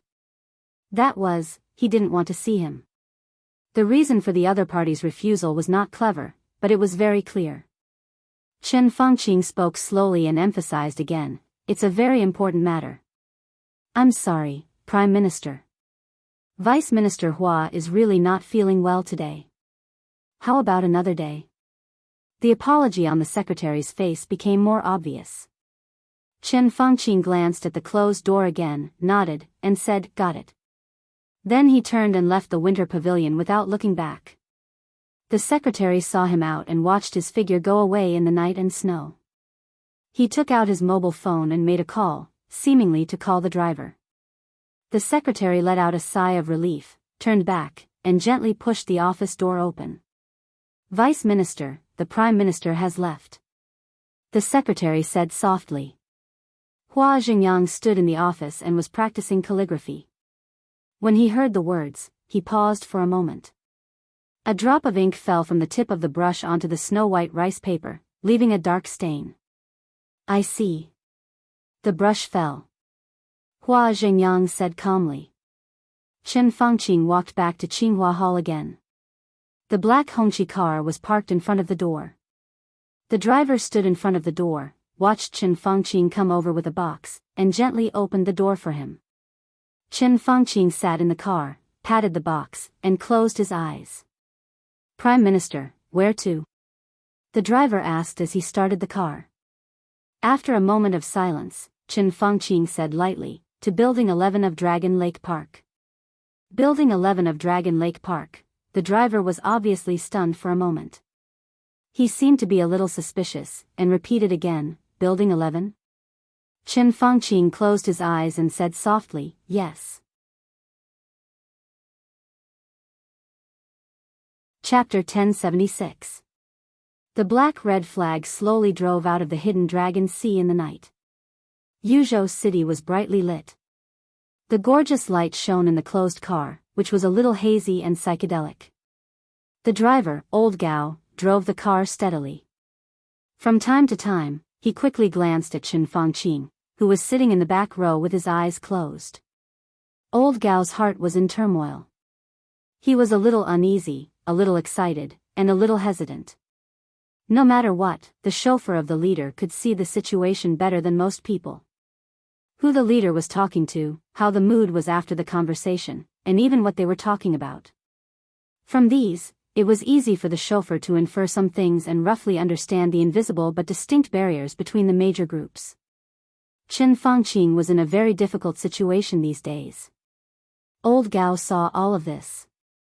It was not easy to be a leader, and all aspects would also affect the people around him. Old Gao also suffered a lot during this time. Because of this, he felt a little incredible about the destination of Chen Fengqing's trip. Building number 11 in Dragon Lake Park. In Old Gao's mind, Chen Fengqing might go anywhere now, but he would not go to building number 11 in any case, and he should not go there. Dragon Lake Park was not too far from the hidden Dragon Sea, and it was not open to the public. In the huge park, dozens of villas were sporadically dotted among the green mountains and rivers. They were the residences specially built by Jianghu State for the sitting MPs, retired MPs, state advisors, and other leaders of Jianghu State. Building number 11 was Villa number 11. The owner of this place was not close to Chen Fengqing at all. In the current situation, he could even be said to be an enemy. This was the residence of Wu Jingmin, a member of Jianghu State and the deputy prime minister of the cabinet. It was said that he was the firmest supporter of the young emperor of Tiannan. Many policies implemented in recent years were obviously taken care of Tiannan. Most of the support in funds and resources was handled by him. It was said that the young emperor of Tiannan had already established a new group. After the election, Wu Jingmin, who should have retired due to his age, would continue to wield even more power. He might even become a director. If that was the case, he would become the supreme leader and flag bearer of the new group. In any case, the leader sitting in the back row would not be a friend of Wu Jingmin. What is the prime minister doing here so late? Old Gao thought silently. The red flag passed through the brilliant lights and gradually approached the heavily guarded Dragon Lake Park. After passing the checkpoint and showing their identification, the car went up the winding and smooth road. In the back of the car, Chen Fengqing opened his eyes and wound down the window. The chilly night wind poured into the car, blowing up Chen Fengqing's grizzled hair. The persistent headache began to subside, and his consciousness also became clearer. Wu Jingmin, he silently thought about this person, and the memories in his mind were more than most of the others. Scenes after scenes flashed through his mind. Chen Fengqing grabbed the box beside him and took a deep breath. The headache became more and more intense. However, he had completely calmed down. The car stopped in front of Villa 11. The villa was lit up. Wu Jingmin, who was older than Chen Fengqing but looked more energetic, was already standing at the door, welcoming them with a smile. The most praiseworthy thing about Wu Jingmin was that he abided by the rules, but it was also the most troublesome thing about him. The Li family had been desolate for more than 20 years, and he had defended Jianghu alone until Li Tianlan appeared. Jianghu could be regarded as the base camp of the Li family. Such persistence had an absolute relationship with his absolutely stable style of doing things and excellent personal integrity. For so many years, Wu Jingmin was either radical or conservative, strong or conciliatory. Every time, he was reasonable and well-founded. He and Li Tianlan were of different ages and styles of doing things. Li Tianlan could point to Chen Fengqing and ask him what he was, which was young and aggressive. However, no matter what kind of opponent Wu Jingmin faced, he would correct his attitude and be calm. The car stopped beside the street lamp in front of the door. Wu Jingmin, who was ready to rest, had changed his clothes. He took the initiative to take 2 steps and shook hands with Chen Fangqing, who got out of the car. There was no contempt or sarcasm in his smile, and he said in a gentle voice, "Hello, Prime Minister." Chen Fangqing shook Wu Jingmin's hand hard and did not respond to the somewhat condescending comrade Wu Jingmin. He looked at the old man in front of him who was 6 years older than him, and his eyes were a little dazed. Perhaps there was no hope of looking forward, so at this moment, his mind was flashing with all kinds of past. "Speaker Wu, you are old," Chen Fangqing said softly, and then smiled. "I am also old." Wu Jingmin was stunned. Mayor Wu, this title with the power of time seemed to pull him back to decades ago. Yes, decades ago, when Wu Jingmin had just emerged, he used to be the mayor of a city in Qinzhou province, and at that time, Chen Fangqing was the deputy mayor of that city. To a certain extent, many years ago, the two of them had worked together. At that time, Chen Fangqing was still Wu Jingmin's direct subordinate. Just like now, the two of them were both in the cabinet, but their positions had been swapped, and Chen Fangqing was walking in front. Wu Jingmin's eyes were obviously filled with memories. Decades ago, about 40 years ago, although he had already emerged at that time, he had not really received the attention of the Southeast group. At that time, Chen Fangqing did not have any obvious traces of the group. At that time, it was the time when Wu Jingmin was in high spirits. Chen Fangqing was young, capable, bold, farsighted, and down-to-earth in doing things. Soon, he attracted Wu Jingmin's attention, and he was recommended to the provincial council, and he was appointed as the deputy mayor of that city. At that time, the two of them could be said to work together extremely well. However, in private, the two of them were obviously not slick people, so their personal relationship was not good. With the assistance of Chen Fangqing, Wu Jingmin's work was very smooth. He sorted out the work of the municipal government, and then began the bold construction reform. It was from that time that Wu Jingmin officially came into the sight of the Southeast group. Shortly after Li Honghe came down for an inspection, Wu Jingmin became the speaker from the mayor, and Chen Fangqing directly became the mayor from the deputy mayor of the council. The usual phenomenon that the first and second leaders had their own thoughts did not happen. The two of them still worked together and shone in their respective fields. At that time, Qinzhou province was different from what it was now. Today, Qinzhou was already the backyard of the giant group, but at that time, Qinzhou was in the intertwined situation of the giant group, the Southeast group, and the Prince group. In such a complicated political environment, the rapid development of the small city in Qinzhou attracted the attention of countless people. Wu Jingmin began to become important in the Southeast group. At the same time, many people began to contact Chen Fangqing. People from the Southeast group, the giant group, and the Prince group all contacted him. However, there was an unspoken rule that could not be regarded as a rule. It had always existed in Jianghu state, from the country to the provinces, and from the cities and counties. The focus of this election was when Siyuan and Hua Xingyang. Hua Xingyang's biggest disadvantage was Li Huaqing. Li Huaqing was the president and came from the academics, so many people did not want to see Hua Xingyang, who also came from the academics, become the prime minister of Jianghu state. This was a good thing for the academy, but for others, it was a real scruple. The first and second leaders were completely in the same position and were highly consistent. Most people did not want to see such a strong force. As for each province, except for those like Northeast, Beihai, Jianghu, Tianfu, and Zhongyuan, which were the backyard of the major groups to cultivate their own talents, in most provinces, the speaker and the governor would not come from the same group. Each of the major groups had their own forces in different provinces. Some groups had a great advantage in terms of power, so that province would become their backyard in the conventional sense. However, there would always be different voices and different standpoints. Other than some core foundational provinces, there was no province that truly only had one kind of power. It was the same for the provinces and the cities and counties. In those days, the three major groups had contact with Qin Fangqing. At that time, the Li family and the Wang family of Beihai were still in the same boat. It was no exaggeration to say that the southeast group was Qin Fangqing's best choice at that time.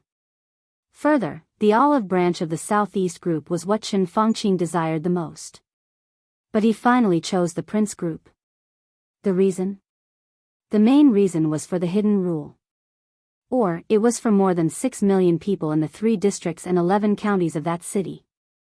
If he had chosen the southeast group, then Wu Jingmin and himself, who were also from the southeast group, would inevitably be transferred away in the near future.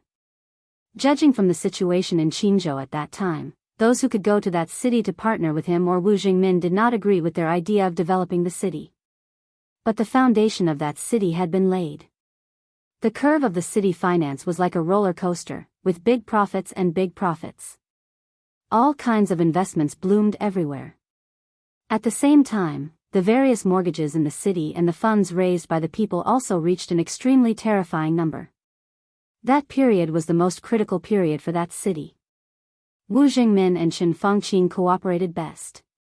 If either of them were to leave, it would cause turmoil in the situation. If another person who did not agree with their concept of development came, it would affect the whole situation. In the end, there might be unimaginable chaos, which would then lead to an incomparably huge social problem. At that time, the future of that city would be destroyed, and the future of the two would also be destroyed. So Qin Fangqing chose the prince group, which was second only to the southeast group at that time, and successfully stayed. Such a choice, no matter whether it was right or wrong, at least bought nearly 4 years for him and Wu Jingmin. In those 4 years, that city quickly established everything and walked on the most correct path. 4 years later, Wu Jingmin was transferred from Qinzhou to Minnan.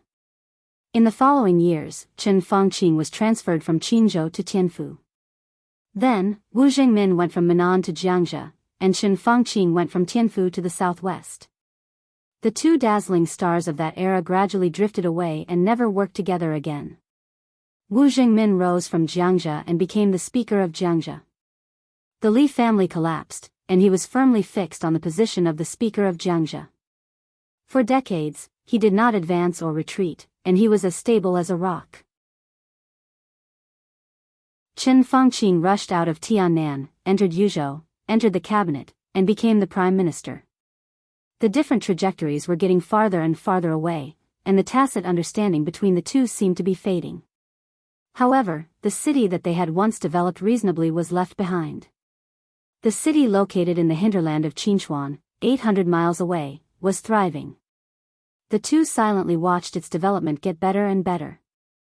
The city, known as the first capital in the world, gradually became the new provincial capital of Qinzhou and a dazzling pearl in the central area of Zhongzhou state, blooming the light that the two of them had condensed for several years. That was an extremely beautiful memory.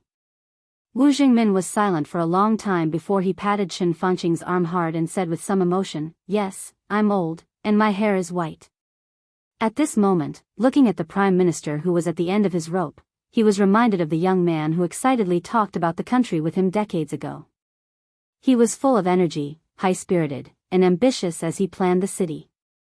The past was like smoke, vivid in his mind. Once again, he thought of the question that he had thought about countless times. If Qin Fangqing had chosen the southeast group, with his ability, he would have been highly valued by Li Honghe. If Qin Fangqing had chosen the southeast group, in that era, the Li family would have had 2 incomparably brilliant stars. The Li family's Gemini stars, maybe the treason case would not have happened. Maybe, there were too many maybes, too many ifs. But they all became the reality. There were no ifs. No one would have thought that the choice back then would bring Qin Fangqing to the present situation. Similarly, no one would have thought that when Qin Fangqing, who had surpassed the old leader one step ahead, was in a hopeless situation, his old leader came back from the dead and returned to the power center, and was still thriving. Life was like a drama, with ups and downs. Every rise and fall was fate. Wu Jingmin smiled and reached out sideways. "Please come in." Qin Fangqing's eyes seemed to become warm quietly. He held the suitcase tightly in one hand and walked into the villa with Wu Jingmin. Wu Jingmin made a pot of Yuzhou-scented tea for him, and the fragrance was overflowing. He sat opposite Chen Fangqing, pushed the cigarette in front of him to him, and said with a smile, "Catching up?" Naturally, casually, and straightforwardly. Everything felt like it was yesterday. The tacit understanding that they thought had faded did not fade, but the two of them deliberately hid it. Now, with the change of mentality, everything Wu Jingmin did was no different from what he did decades ago.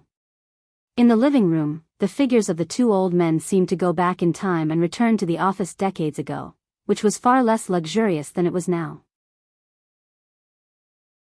Chen Fangqing's headache seemed to have eased a lot. He smiled, took out a cigarette, lit it, and whispered, "Business." Wu Jingmin nodded and continued to wait for Chen Fangqing to speak. Chen Fangqing opened the suitcase. Inside the box were stacks upon stacks of documents. "I've sorted them out in recent years." Chen Fangqing smiled and said, "I've put forward some bills at the cabinet meeting." "Well, you should know about them in the past 2 years." Chen Fangqing said with a wider smile.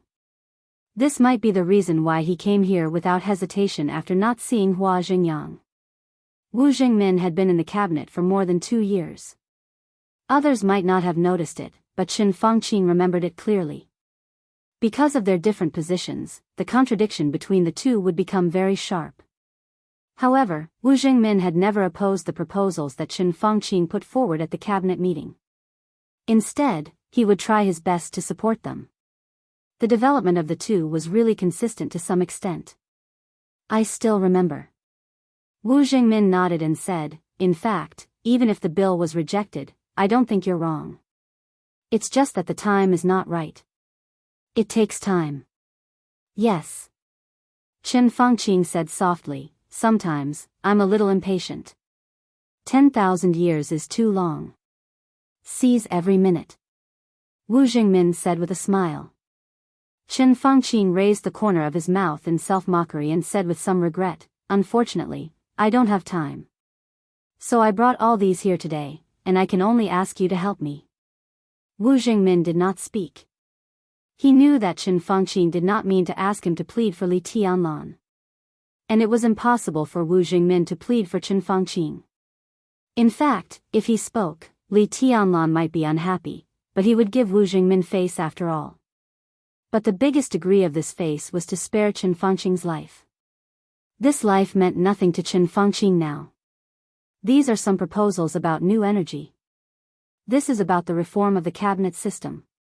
The reform of education and health care. This is a detailed plan for the real estate industry.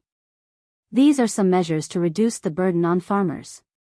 Chen Fangqing took out one document after another and placed them in front of Wu Jingmin like a hill. Many of the documents were never taken out by Chen Fangqing at the cabinet meeting, but they were extremely precious. They were the condensation of all his wisdom and efforts. Chen Fangqing introduced them tirelessly. Time gradually passed in his voice. The night was getting darker. Wu Jingmin was in high spirits. Chen Fangqing's voice was calm and peaceful, with trust. He knew Wu Jingmin. Maybe it was Wu Jingmin decades ago. But he believed that there were always some characteristics that time could not wash away. He could work hard for the Li family for decades. Then he could also do his best for Jianghu state. It was not until nearly 4:00 in the night that Chen Fangqing finished saying everything he wanted to say. He put all the materials back into the box, took away 2 proposals that were really not very mature, and then handed the whole box to Wu Jingmin. Wu Jingmin took it with both hands with a solemn face. The two of them shook hands tightly. "Want to have some supper?" Wu Jingmin smiled and looked at his watch again. "It should be breakfast now." "Forget it." Chen Fangqing shook his head. "I'll go back now. I'll go around the Hidden Dragon Sea and eat something by the way. I like the tofu pudding in the Hidden Dragon Sea. It's better than here." Wu Jingmin laughed and looked at Chen Fangqing. He saw relaxation and endless calmness in his eyes. "Until now, I can say that I have really done everything I can for Jianghu state. Qin Fangqing laughed. Whether it's merits or demerits, let the later generations judge. He let go of Wu Jingmin's palm.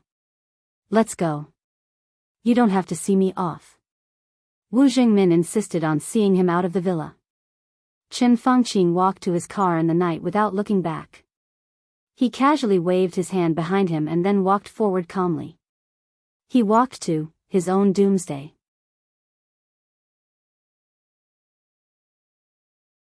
Chapter 1077. It was early morning in the Hidden Dragon Sea, and everything was quiet. When the car passed the first checkpoint in the Hidden Dragon Sea, snowflakes fell over Yuzhou again. The snowflakes were like stars, getting bigger and bigger. When the car officially entered the gate of the Hidden Dragon Sea, there was a faint layer of white on the main road that had been cleaned. His head began to hurt again. Qin Fangqing rubbed his forehead hard, and his body trembled a little. He had had a headache for several years. The most advice his private doctor gave him was that he should rest more, pay attention to his diet and lifestyle, and smoke less. However, in his position, he couldn't do these seemingly reasonable and common suggestions at all. As the business became more and more heavy recently, he began to take painkillers.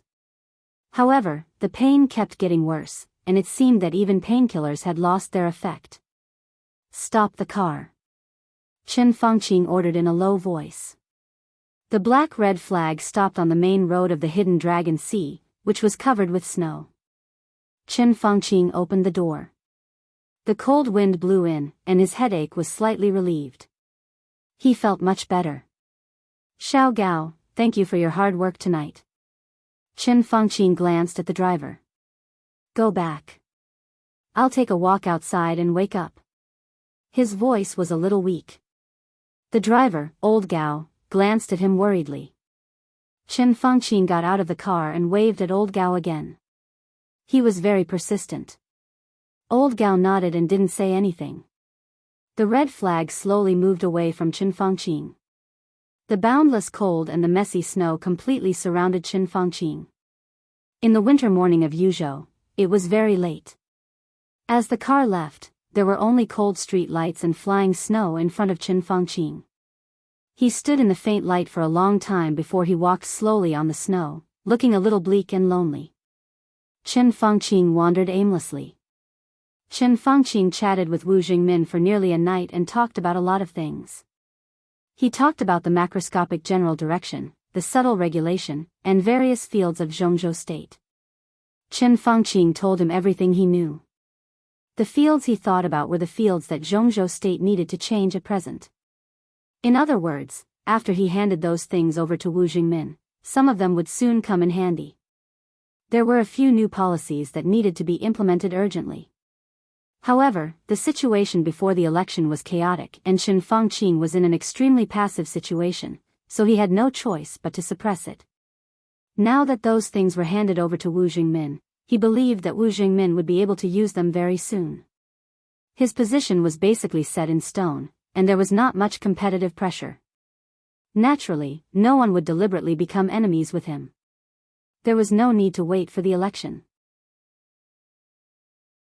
At the next cabinet meeting, he would have a high chance of passing if he proposed it. By the time those policies were truly effective, Qin Fangqing would have long been deliberately forgotten. Those things would naturally become Wu Jingmin's resources and achievements, and then reputation. He originally planned to give this reputation to Hua Xingyang to help him, but now, Qin Fangqing shook his head. His heart seemed to have truly relaxed. The cold wind whistled around him, and the speed at which his headache subsided was increasing. All the burdens had been completely removed overnight. He began to face his own fate with an incomparably calm attitude, facing his own life and death. Really, there was nothing else that he needed to do. He told himself this with certainty. In the last years of his political life, this chapter is not over, please turn the page. He mobilized countless resources and paid most of the chips to do one more thing for Jianghu state, but he reaped an extremely tragic failure. He was unwilling, confused, disappointed, angry, and even afraid. But everything was a foregone conclusion.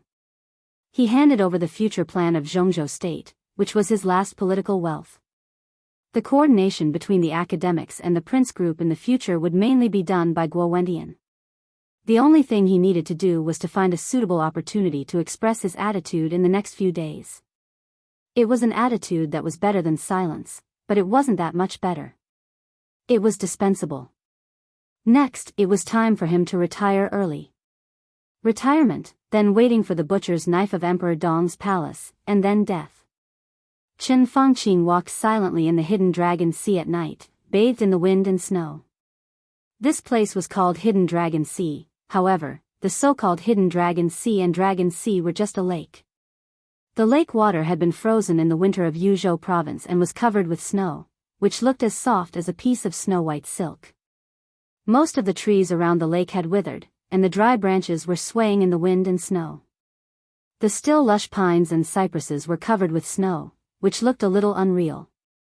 Chen Fangqing walked almost all over the Hidden Dragon Sea along the shore of the lake. The conference room, the big conference room, the golden autumn garden, the cold winter pavilion, the purple light platform, for 10 years, to be exact, 15 years, every inch of land here had his memories. Chen Fangqing walked very slowly, as if he was carefully measuring the power center of Jianghu state. His footsteps crunched in the thicker and thicker snow. His eyes were calm, with a touch of faint but extremely dignified affection. The footprints on the shore of the lake were connected. The sky of Yuzhou was still dark. The cold lights were shining, and the world was silent. Chen Fangqing's figure walked into the small restaurant that was open 24 hours a day in the Hidden Dragon Sea. His face was a little pale because of walking outside for a long time. Sitting in the chair, he trembled slightly. It took him 3 or 4 minutes to dispel the chill on his body. "Good morning, Prime Minister." The young staff trotted over with real respect and said with a smile, "What would you like to eat?" "Still the same?" Chen Fangqing replied with a and said with a smile, "One more." "The Prime Minister is hungry.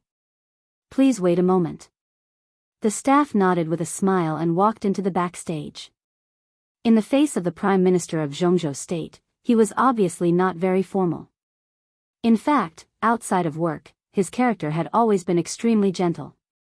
Among all the directors of Jianghu State, those who came to the restaurant in the middle of the night or came to the restaurant to order food were basically Chen Fangqing or the people in Chen Fangqing's office.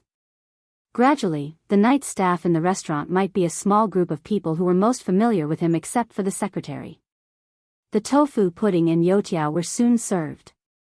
Facing the breakfast that he had not been tired of for many years, Chen Fangqing didn't know why he suddenly felt that this meal was particularly delicious.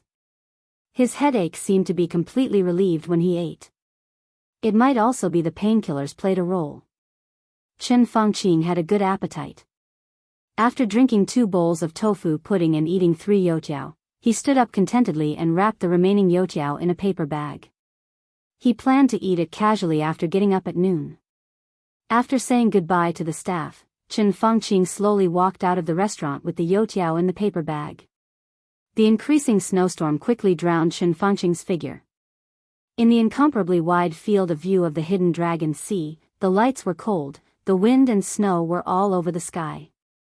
This chapter is not over, please turn the page. Stumbling. After seeing them off, Li Huaqing, who had not slept all night, stood in front of his window and quietly looked at the extremely blurred figure in the wind and snow. There was no light in the warm room. His body was motionless, like a statue standing in front of the window. The room was quiet. Until Li Huaqing took the initiative to break the silence. "The last time I saw a similar figure was more than 20 years ago, also in this place, also in a snowstorm, also in the early morning." Li Huaqing suddenly said. "More than 20 years ago?" Beside Li Huaqing stood a man who looked less than 40 years old, between a young man and a middle-aged man. His appearance was blurred in the darkness, but his posture was extremely straight. He was also looking at the figure, then quickly glanced at Li Huaqing and said with a smile, "Dad, more than 20 years ago, you were still in Liaodong, weren't you?" Li Huaqing also smiled and looked at his son. His son was called Li Shuqi. He did not engage in politics, but was a major general in the Zhongzhou Navy. It was rare for him to have a holiday. Soon after Li Tianlan left, he returned to the Hidden Dragon Sea. The father and son talked all night and happened to see Chen Fangqing at this time. Maybe it's a coincidence. Li Huaqing whispered, more than 20 years ago, I was the deputy governor of Liaodong. At that time, I had a meeting in Yuzhou. Prime Minister Chen was very interested in some of my views and asked me to stay in the Hidden Dragon Sea to talk all night. About this time, I saw the picture of Senior Li leaving the Hidden Dragon Sea in Qinghua Hall. I still remember that at that time, Chen bowed deeply to Senior Li's back, and then he told me that an era was over. Li Xiuqi was in a daze. He knew who the Chen Xiang his father was talking about was. Although the old man was from the Southeast group, to a certain extent, Li Huaqing was indebted to him. Before Chen Xiang died, Li Huaqing would basically visit him on New Year's Eve, even after he became the president. And Senior Li, he was probably Li Honghe, the war god of Zhongzhou state more than 20 years ago. In the past 15 years, from the vice president to the president, I've seen a lot of people leave and seen a lot of people's backs. Some were lonely, some were reluctant, some were regretful, some were guilty, some were relaxed. Li Huaqing shook his head. But the thing that left the deepest impression on me was still old Li's back that year. The unprecedented failure that caught him off guard, the end of the road, the end of the road. He had some regrets, but he still had the freedom to let go of everything. There was an obvious light of memory in his eyes. That back, I want to call it wisdom. Li Huaqing laughed at himself and said, I thought I couldn't see it, but today, Chen Fangqing's back became more and more blurred in the wind and snow. I saw it again, Li Huaqing murmured to himself. Li Xiuqi hesitated and whispered, I heard that the Prime Minister had the opportunity to join the Southeast group, and even Senior Li met the Prime Minister in person. How can there be so many if? Li Huaqing shook his head slightly. He and Wu Jingmin didn't let Qinzhou down. It sounded like half a sentence. But it was the most complete sentence. Because there was no need to say the second half of the sentence. Chen Fangqing's back completely disappeared from sight. Li Huaqing looked at his watch, walked behind his desk, picked up the phone, and dialed Hua Xingyang's number. While waiting for the phone to be connected, he looked at the wind and snow sweeping the world outside the window again and whispered, It's all over. End of this chapter.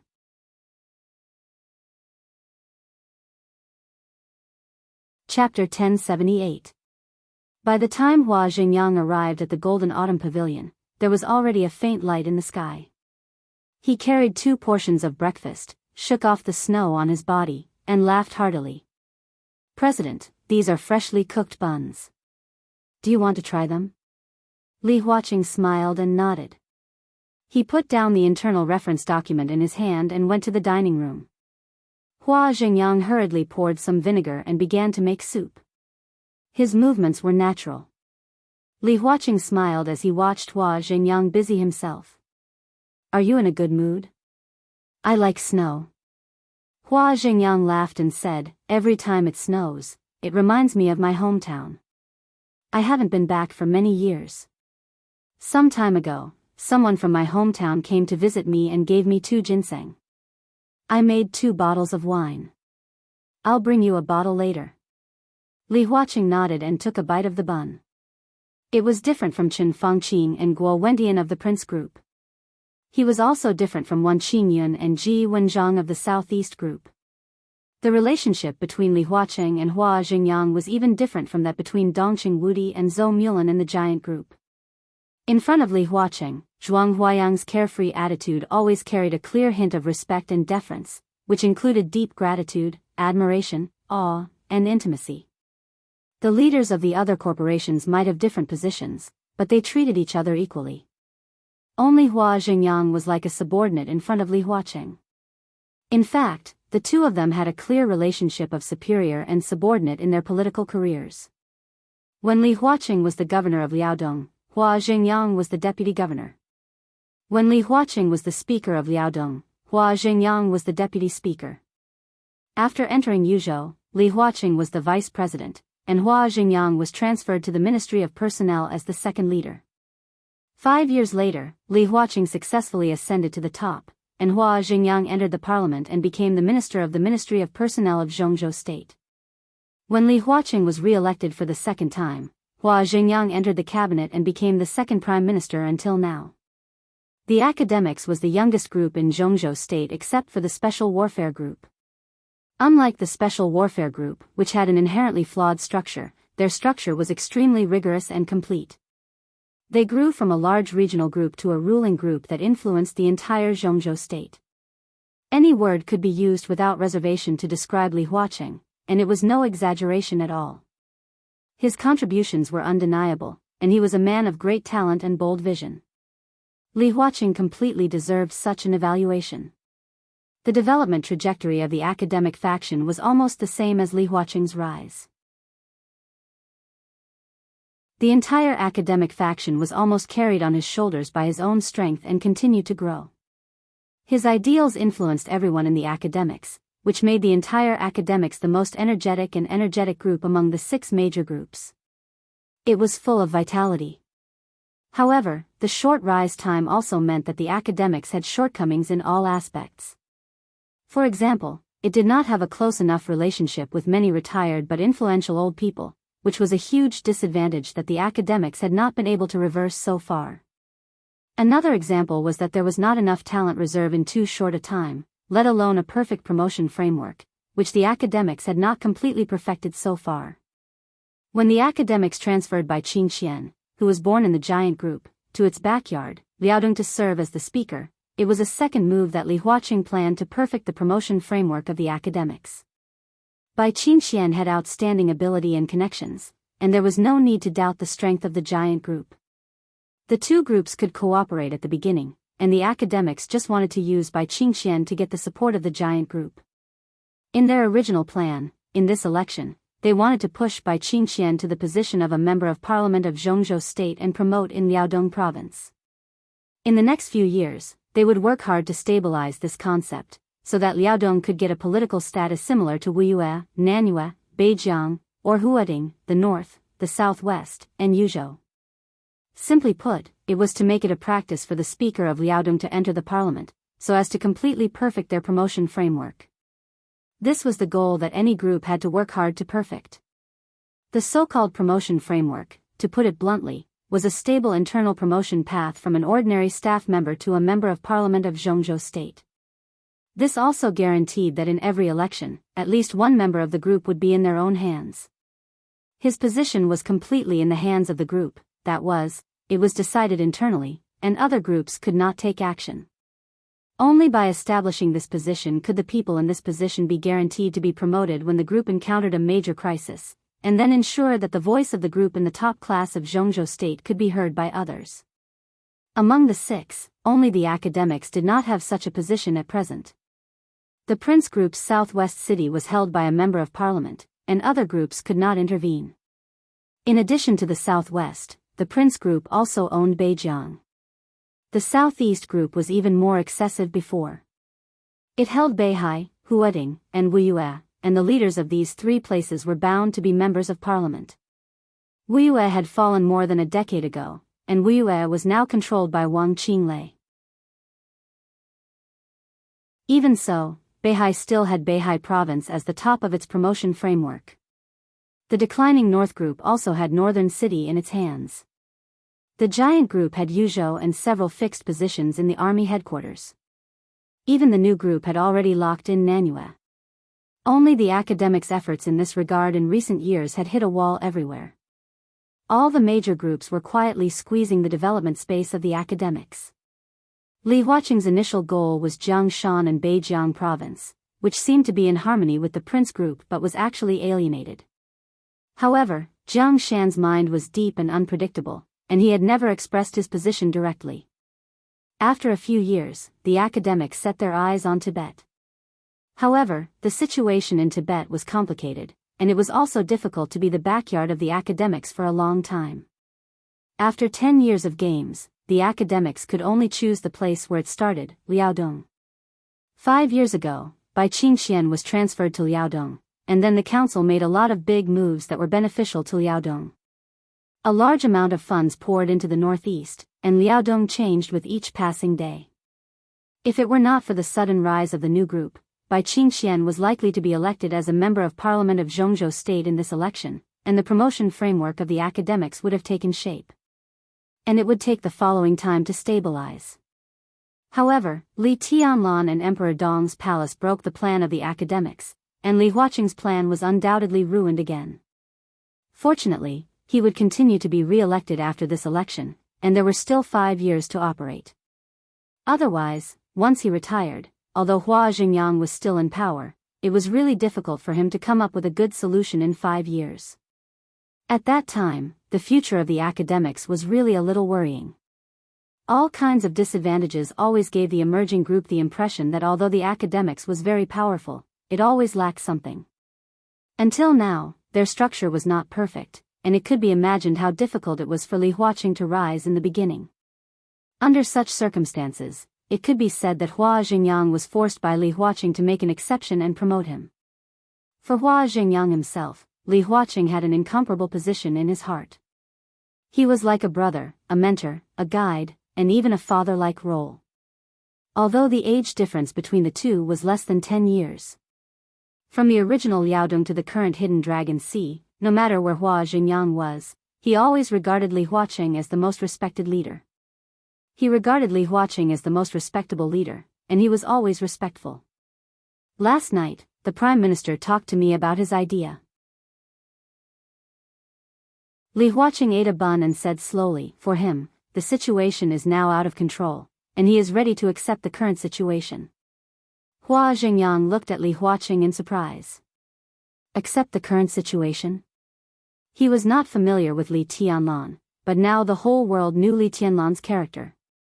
How sensitive the election of Zhongzhou State was, and how crucial the emergence of the new group was, had now become the focus of attention of all countries in the world. Under such circumstances, Qin Fangqing was ready to accept the situation, which meant that he accepted death, and it was not only his death. Li Huaqing saw Hua Xingyang's surprised look, and he was also a little surprised. You don't know? Hua Xingyang shook his head in confusion, and said with a smile, although the Prime Minister doesn't have many chances now, there is always room for struggle. At the very least, he should be able to negotiate terms. Judging from his past behavior, he shouldn't give up so easily. Simple giving up, Li Huaqing murmured to himself, and then shook his head. It's not simple at all. He held the bun, and it was a little tasteless. From a personal point of view, Qin Fangqing did have the possibility to struggle, but from the overall situation, accepting this outcome was the most stable way. Qin Fangqing's giving up was not simple, not at all. He thought silently, and suddenly asked, didn't he tell you his plan last night? He and Guo Wendian have reached a consensus, and the Prince Group has decided to fully support you in controlling the cabinet. What did you talk about last night? Hua Xingyang's hand holding the soybean milk suddenly froze in place. His expression completely froze in an instant. His thoughts seemed to go back to a few hours ago. At that time, he was practicing handwriting in his office. And Qin Fangqing was standing outside, wanting to meet him. How did he get the secretary to respond? There was a clear trace of embarrassment on Hua Xingyang's face. He finally realized that something was wrong. What's wrong? Li Huaqing looked at him and asked. He received the news last night that Qin Fangqing went to see Hua Xingyang, but at that time, Li Tianlan and Qin Weibai were still there. Li Huaqing had no time to care about the conversation over there and subconsciously ignored the question. Didn't he go to see you last night? What did you talk about? Li Huaqing asked again. Hua Xingyang opened his mouth and finally couldn't help but smile bitterly. I didn't see him last night. Silence. Li Huaqing was completely silent. He looked at Hua Xingyang and didn't speak for a long time. He knew what kind of person Hua Xingyang was, so he didn't need to ask the reason to know why Hua Xingyang didn't want to see him. Qin Fangqing didn't appear in the Hidden Dragon Sea until morning, which meant that after not seeing Hua Xingyang, Qin Fangqing went to see someone else. Who? Who else could he find? The cabinet was now the top structure, with one prime minister, 1 deputy prime minister, and 3 deputy prime ministers. After this election, Qin Fangqing would not stay, and 2 of the 3 deputy prime ministers would also retire. Hua Xingyang didn't see Qin Fangqing, so there was only one person Qin Fangqing had to see. Deputy Prime Minister Wu Jingmin. Li Huaqing put down the steamed bun in his hand and said softly, "Did he go to Jingmin's place last night?" Hua Xingyang also thought of this problem. His face changed, and he looked a little embarrassed. "Xingyang, don't be silly." Li Huaqing shook his head in disappointment. "No matter what, there will always be a boundary between you and him, but why?" He shook his head halfway and said, "What are you worried about?" Hua Xingyang became more and more embarrassed, and he didn't say anything. After a long silence, his face suddenly changed slightly, and he said softly, "President, he went to see Deputy Prime Minister Wu Jingmin." "Is it you?" Li Huaqing shook his head slightly. "Don't worry about this. He's a little old. In this election, he already has the support of the new group, so he won't be a threat to you. The Prime Minister won't choose to support him, and he doesn't have that position. However, I believe that since they have met, there must be some meaning to this meeting. I'm not worried about Deputy Prime Minister Wu," Hua Xingyang said with a wry smile. Li Huaqing still looked calm, and he said quietly, "If he chooses to support Wen Siyuan, then he should go to Wang Qingyun, Ji Wenzhang, or Yi Dongsheng. He shouldn't go to Wu Jingmin." Hua Xingyang thought about it, and his face softened a little. He took a sip of soy milk, hesitated, and said softly, "Should I go to visit him now?" Li Huaqing glanced at him and nodded. "You have to go, but now," he shook his head. "He should be resting now. You can go and have a look in the afternoon. You don't have to explain anything, just go there." Hua Xingyang was a little relieved, and he nodded with a smile. In the blue flower hall that the two of them couldn't see, Qin Fangqing didn't rest, but he didn't work either. He didn't return to his office. Instead, he went to the backyard of the blue flower hall and sat down on his bed. He just sat there, silent, and through the opened curtains, he stared blankly at the hazy light outside the window. He began to recall his life, which had lasted for 71 years. He was born in a family that wasn't very prominent. He was from the north, but he grew up in the south. When he was born, his father was the deputy director of a small county in the south. It wasn't a big position, but he still had some power in his hands. Therefore, Qin Fangqing's childhood was very stable. He didn't wander from place to place, had no hardships, and had never been bullied. When he was a teenager, his father, who was very ambitious but also tried his best to protect the family, became the director of that small county. His rank was from the deputy section to the deputy director. Qin Fangqing walked out of the county and was admitted to the best middle school in their city with his own grades. At that time and age, a father of a deputy county was obviously not a status worth showing off in the eyes of an inexperienced teenager. Qin Fangqing didn't show off, nor did he seem to be rebellious. Until now, he still felt that he was most fortunate to have met the best and most understanding teachers in middle school, so that he always had excellent grades in the 3 years of middle school. When he was in high school, Qin Fangqing's father was transferred from the county to the city as the deputy mayor and barely became a director of the city. It seemed like a promotion, but in fact, it was the result of a compromise after losing the competition. Qin Fangqing was admitted to the best high school in their province and left the city. His parents took out all their savings and bought a house in that city, which was ridiculously expensive because of education. His mother also moved there, just to take care of him in school. He learned to grow. His father's career didn't make any progress in high school. When he graduated from high school, he was admitted to one of the best universities in Jianghu at that time with excellent grades. At that time, his father was in a semi-retired state because of a serious liver disease. In his memory, his father's face was weathered and his sideburns were white. He spent most of his life in an official career. Qin Fangqing seemed to have never seen him in high spirits. All he saw was his father's increasingly haggard body and his stooped body. Qin Fangqing was 19 years old that year. On the day he got the university admission notice, Chen Fangqing swore in his heart that after graduation, he would buy a house for his parents in Beihai and let them live in the best environment. He applied to Beihai University in Zhongzhou. Yes, Beihai University. The Wang family of Beihai. Beihai of Beihai Province. Perhaps because of his father's influence, Chen Fangqing had decided on his future path since he was in high school. He wanted to follow his father's path and reach a high position. He wanted to use his own thoughts to change many people and many things. So he chose Beihai University. This was one of the best universities in Zhongzhou State.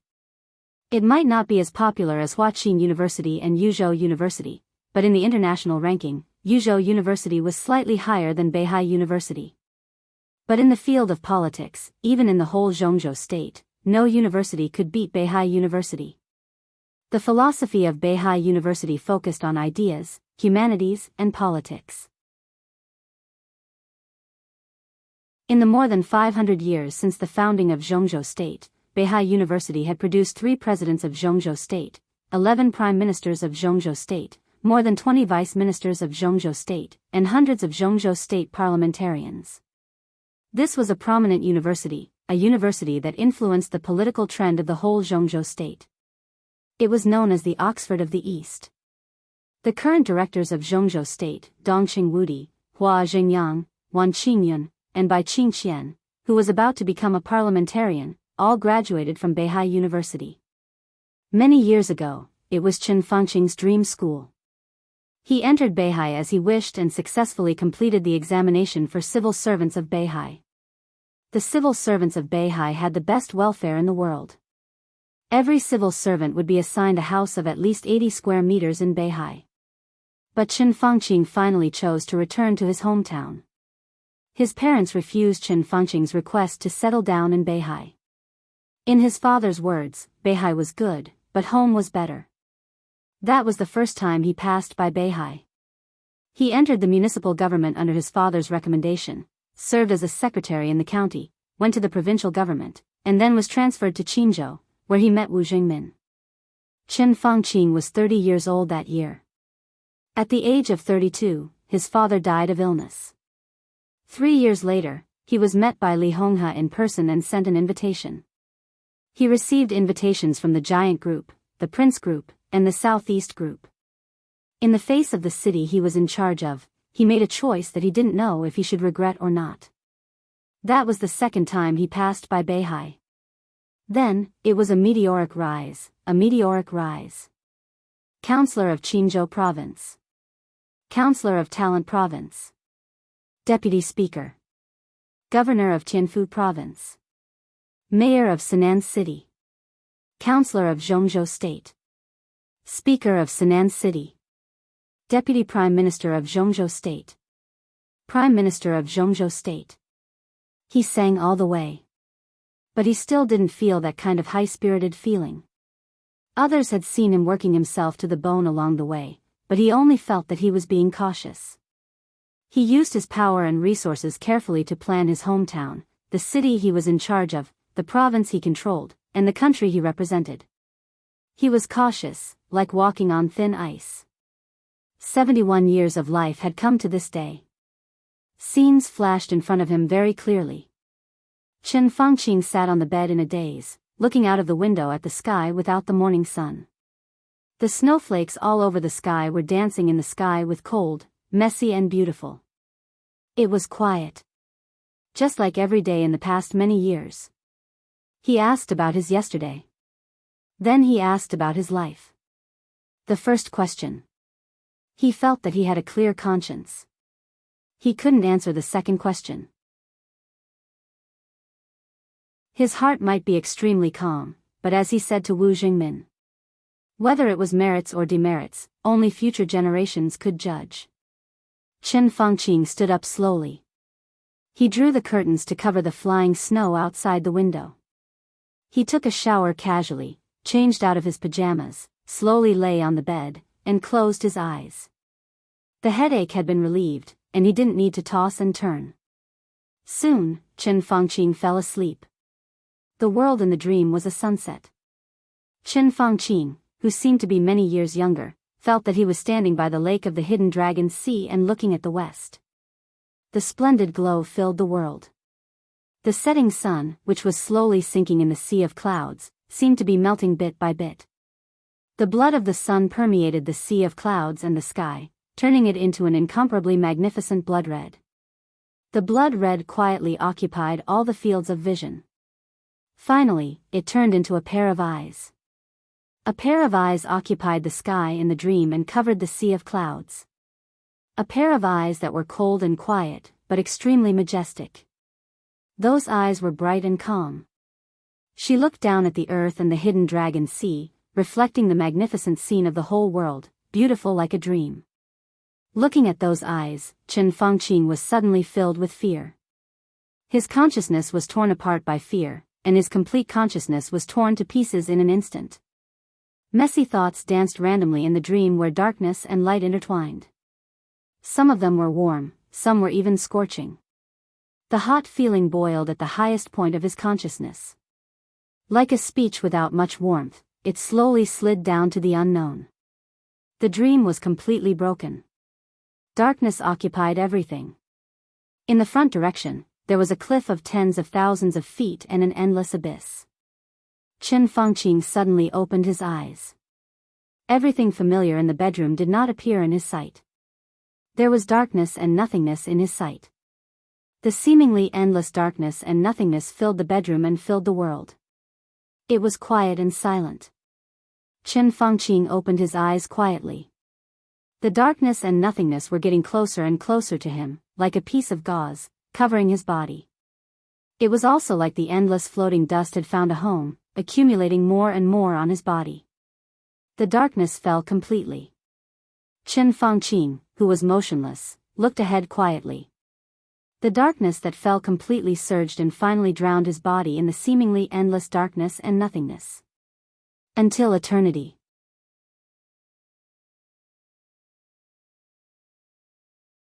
Chapter 1079. Li Tianlan was still busy when the phone rang in a hurry. In the early morning of Yuzhou, the wind and snow danced wildly. It was as warm as spring in the luxurious suite of the Ritz-Carlton Hotel. Spring was in full bloom in every corner. Li Tianlan had been busy, and his day was rich. For some reason, Li Tianlan did not choose to live in the Bai family after coming to Yuzhou. He just called Dongqing Wudi, Bai Zhanfang, and Wu Jingmin respectively, and then booked a room in the Ritz-Carlton Hotel.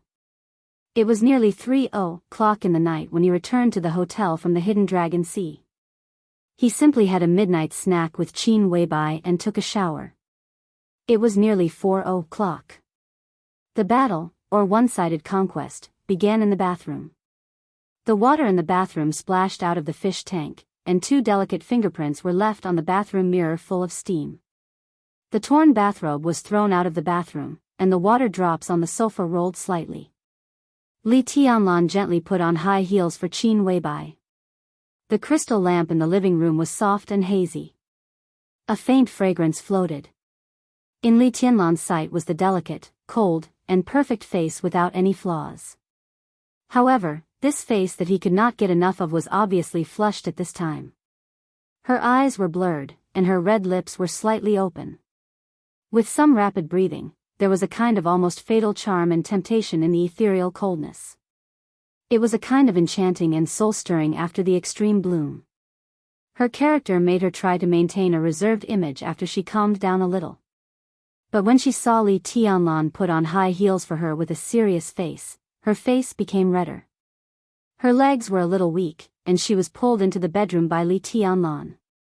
Her soft legs and slender high heels stepped on the floor like clouds and cotton. The bedroom echoed with a soft song that was enough to make anyone crazy. It was soft, sweet, and greasy. The voice was like melted cold water, with a little reserve and delicate, melodious. Li Tianlan felt like a tiger chasing a butterfly, and every time he had a desire to eat the goddess under him. It was no exaggeration to say that Qin Weibai's existence completely satisfied all the best and most exaggerated fantasies of Li Tianlan about the opposite sex. He was so deeply involved that he could not even extricate himself. The big soft bed seemed to be covered with snow. The snow melted on the sheets. Feeling a little uncomfortable, Li Tianlan pulled Qin Weibai out of bed. In the space on the top floor of the tallest building nearby, a streak of sword energy blocked all possible sights from the outside world. Qin Weibai held onto the window, her cheeks burning. Outside the window was the increasingly messy flying snow. It was pure white, like the best human world.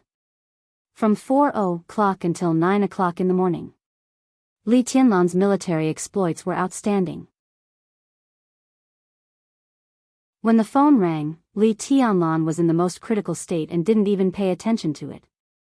When the slightly hoarse but sexier singing stopped, the two casually took a shower and put away the bed sheets. Then, the phone rang again. Li Tianlan, who had made great contributions, felt refreshed. However, he was too lazy to move at the moment. Qin Weibai was held in his arms in an extremely domineering manner, and his palm carelessly played with her hair. Qin Weibai, with her big, misty eyes, gently rubbed against Li Tianlan's chest and murmured something that Li Tianlan could not understand. In the spacious bedroom, the smell of ambiguity mixed with the more intense fragrance of Qin Weibai, forming a smell that gradually made one's heart beat faster. Li Tianlan was tempted again. Qin Weibai shrank in Li Tianlan's arms, covered with the quilt, and pressed one leg on him. Li Tianlan looked down at her and chuckled. "What are you doing?" Qin Weibai looked at him with her watery and bright eyes, and then gave him a hard look. "It's still early," Li Tianlan said. "Gluttony." Qin Weibai said bitterly, "You're so annoying. You only know how to bully me." Qin Weibai's palm slid down. Just as she was about to say something, the phone rang again. Li Tianlan felt a little helpless. He reached out and took the phone, only to find that it was a call from Dongqing Wudi. And the previous two calls were from Dongqing Wudi.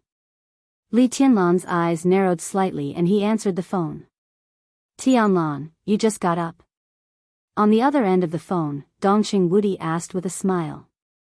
His voice sounded relaxed, but in fact, there was a well-hidden heaviness in it. Li Tianlan was a little embarrassed. He was too embarrassed to say that he had not slept all night, and it was even more inappropriate to brag that he had made great achievements last night. He subconsciously looked down at Qin Weibai. The goddess, whose face was still ruddy, glared at him weakly and gently bit his chest. "Well, I just got up," Li Tianlan responded. His palm grabbed at random on the bed and grabbed a pair of soft and delicate silk underwear. Qin Weibai, with rosy cheeks, reached out to grab it. Li Tianlan's palm shook and moved further and further away from her. Qin Weibai gradually left the quilt, and the spring scenery bloomed again. Dongqing Wudi was silent on the phone for a while. When Li Tianlan realized something, he found that Dongqing Wudi had been silent for nearly 2 minutes. "Minister?" Li Tianlan called out with some confusion. The thing in his hand was snatched away. Li Tianlan didn't mind. His arm grasped a mountain, and in a trance, he felt like he could cover the sky with one hand. Then a bomb seemed to explode directly next to his ear. Dongqing Wudi's voice sounded. "Chen Fangqing is dead." The smile on Li Tianlan's face suddenly froze. He didn't seem to hear Dongqing Wudi's words clearly. He asked again, "What did you say?" "Chen Fangqing is dead." Dongqing Wudi repeated it again. Li Tianlan was completely silent.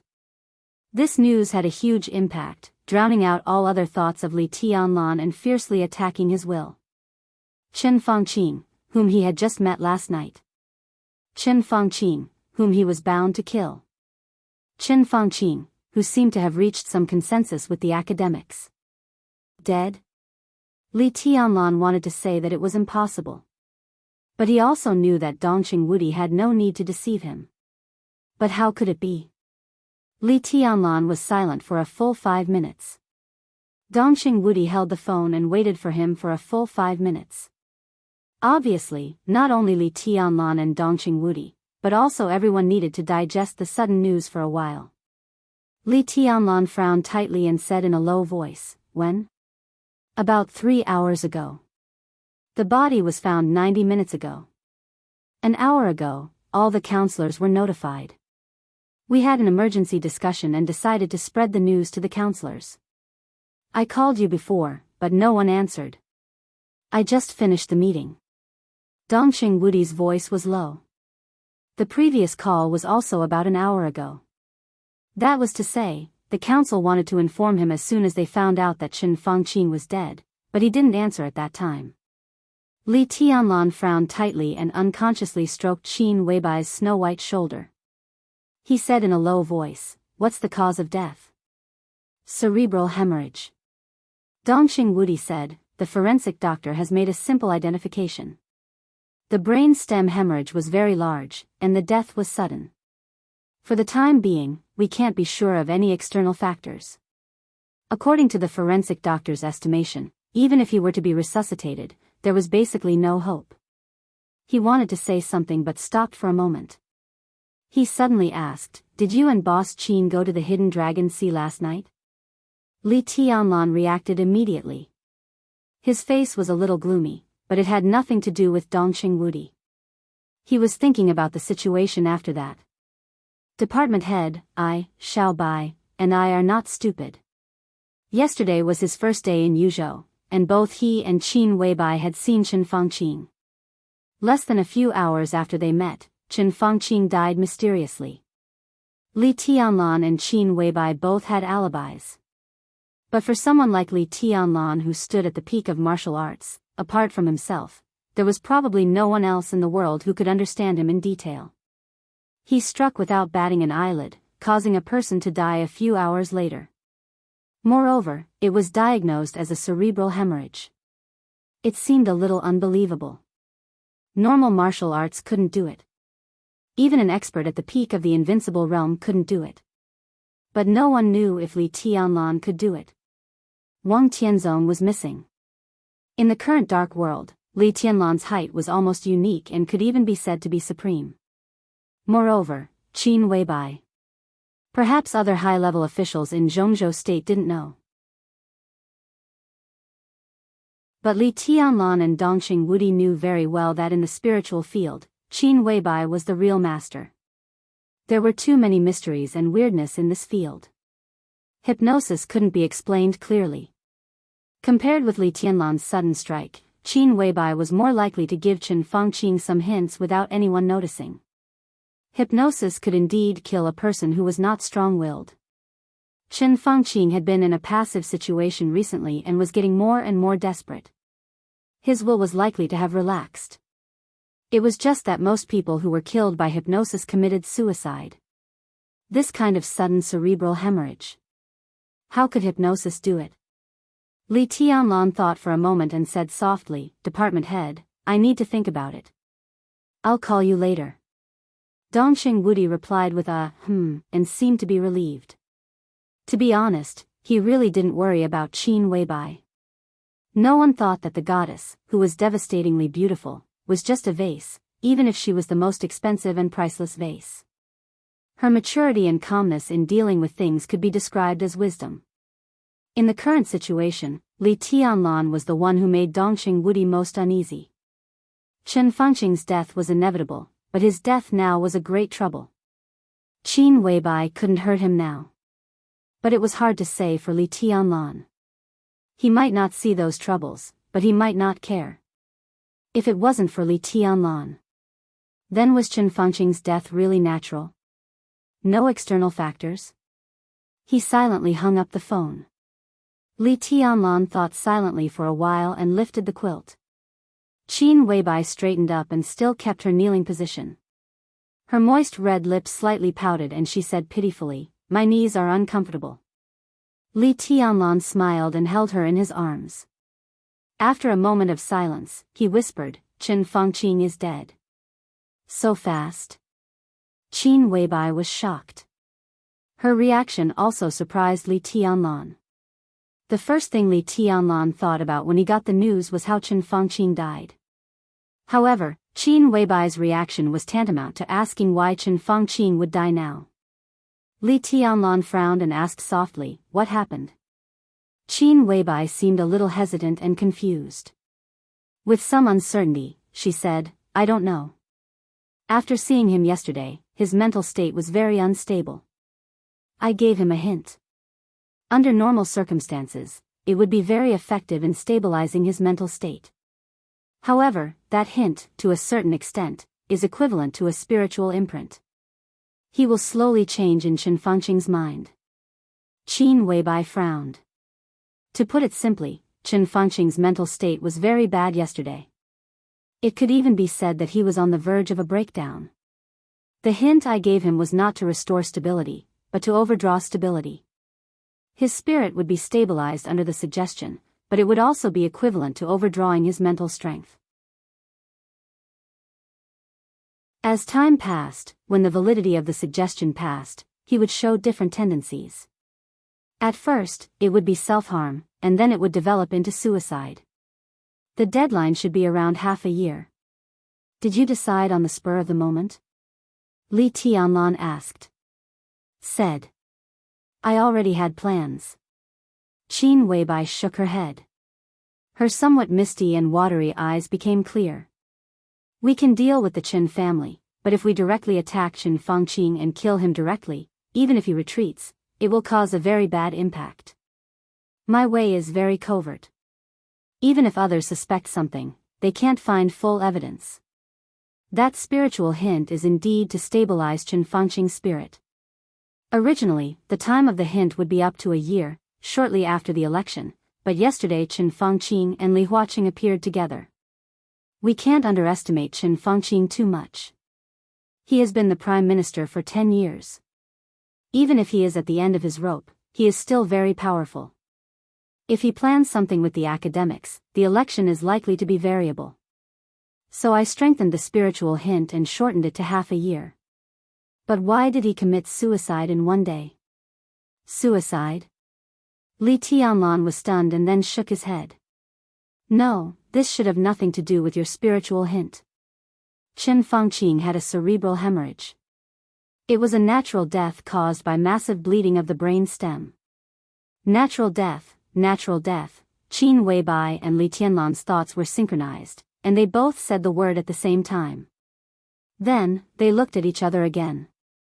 Is it really a natural death? For the time being, no one could answer this question. Li Tianlan's face was a little gloomy. Chen Fengqing's death was too sudden. He already knew what he would face next. Let's go and have a look.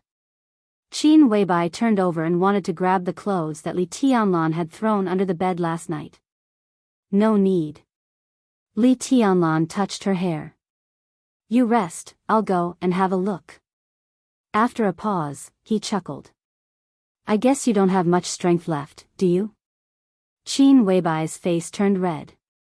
She and Li Tianlan had a deep understanding of each other. Although they were not married, there was no difference between them and a real husband and wife. But in some aspects, Qin Weibai was still very reserved, the kind of reserve that Li Tianlan could not stop. Gluttony. Qin Weibai rolled her eyes at Li Tianlan and said with hatred. Then, she put the clothes that she had grabbed on the bed. Li Tianlan got out of bed and put on his clothes. Qin Weibai had already shrunk under the quilt. Her body was curled up, and only her face was exposed. The curtains were still open, and the flying snow was like goose feathers.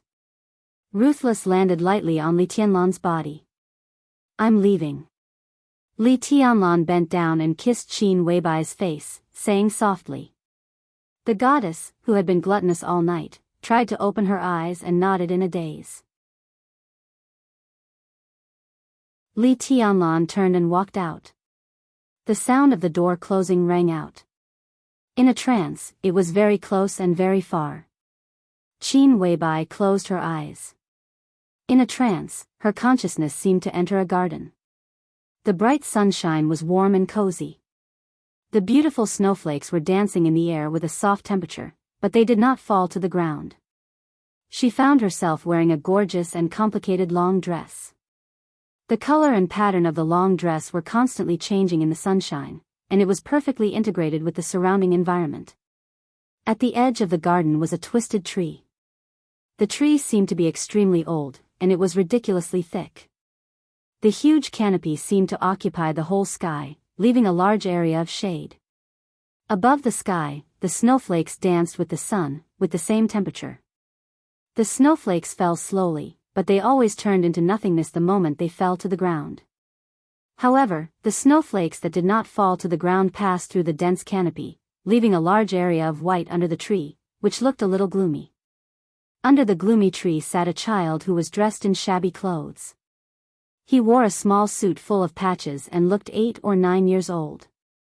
He curled up in the snow on the tree trunk, and his whole body was slowly submerged by the snow. The child held his shoulders, and his body trembled. But his eyes were extremely calm from beginning to end. Qin Weibai frowned and walked out of the garden. The garden disappeared. The child looked up and glanced at her. The calm eyes were replaced by amazement in an instant. He stared blankly, without saying a word, as if he had forgotten to speak. "You are?" Qin Weibai asked in a low voice. She was a master of spirit. Even if she was very tired now, her spirit was not weak, and she could even be said to be somewhat satisfied and excited. In such a state, even if she had a dream, she could also control her dream. The garden was something that should appear in her dream. But the tree in front of her, the dirty child, was a picture that should not have appeared. "I'm a little cold," the child whispered. Qin Weibai looked at him seriously. His face was very clear, but the perception in the dream seemed to be blocked, making the face a little blurred in her sight. When she got closer, Qin Weibai noticed that there was a wooden sword that was almost completely buried in the snow beside the child. He leaned against the thick trunk behind him, and his small body blocked the sword marks on the trunk. If she looked closely, she would find that the trunk, which was at least 500 or 600 years old, was densely covered with cracks. It seemed that there were countless sword qi, which was not strong but always repeated, piercing into the trunk, so that the trunk was always in a situation where it could collapse at any time. Qin Weibai's heart moved slightly. She seemed to understand something at this moment, but she could not believe it. Looking at the increasingly blurred face of the child, Qin Weibai breathed softly and said softly, "What's your name?" The child looked at her quietly and pursed his lips. His voice was clear and light, but the content was in line with Qin Weibai's guess. "My name is Li Tianlan." The wind and snow were dancing wildly. Above the tree. Outside the hotel. On the big bed in the hotel, Qin Weibai suddenly opened her eyes. "You're tuning into the Carefree Valley YouTube channel. Don't forget to subscribe and join us on this journey to catch the most captivating stories.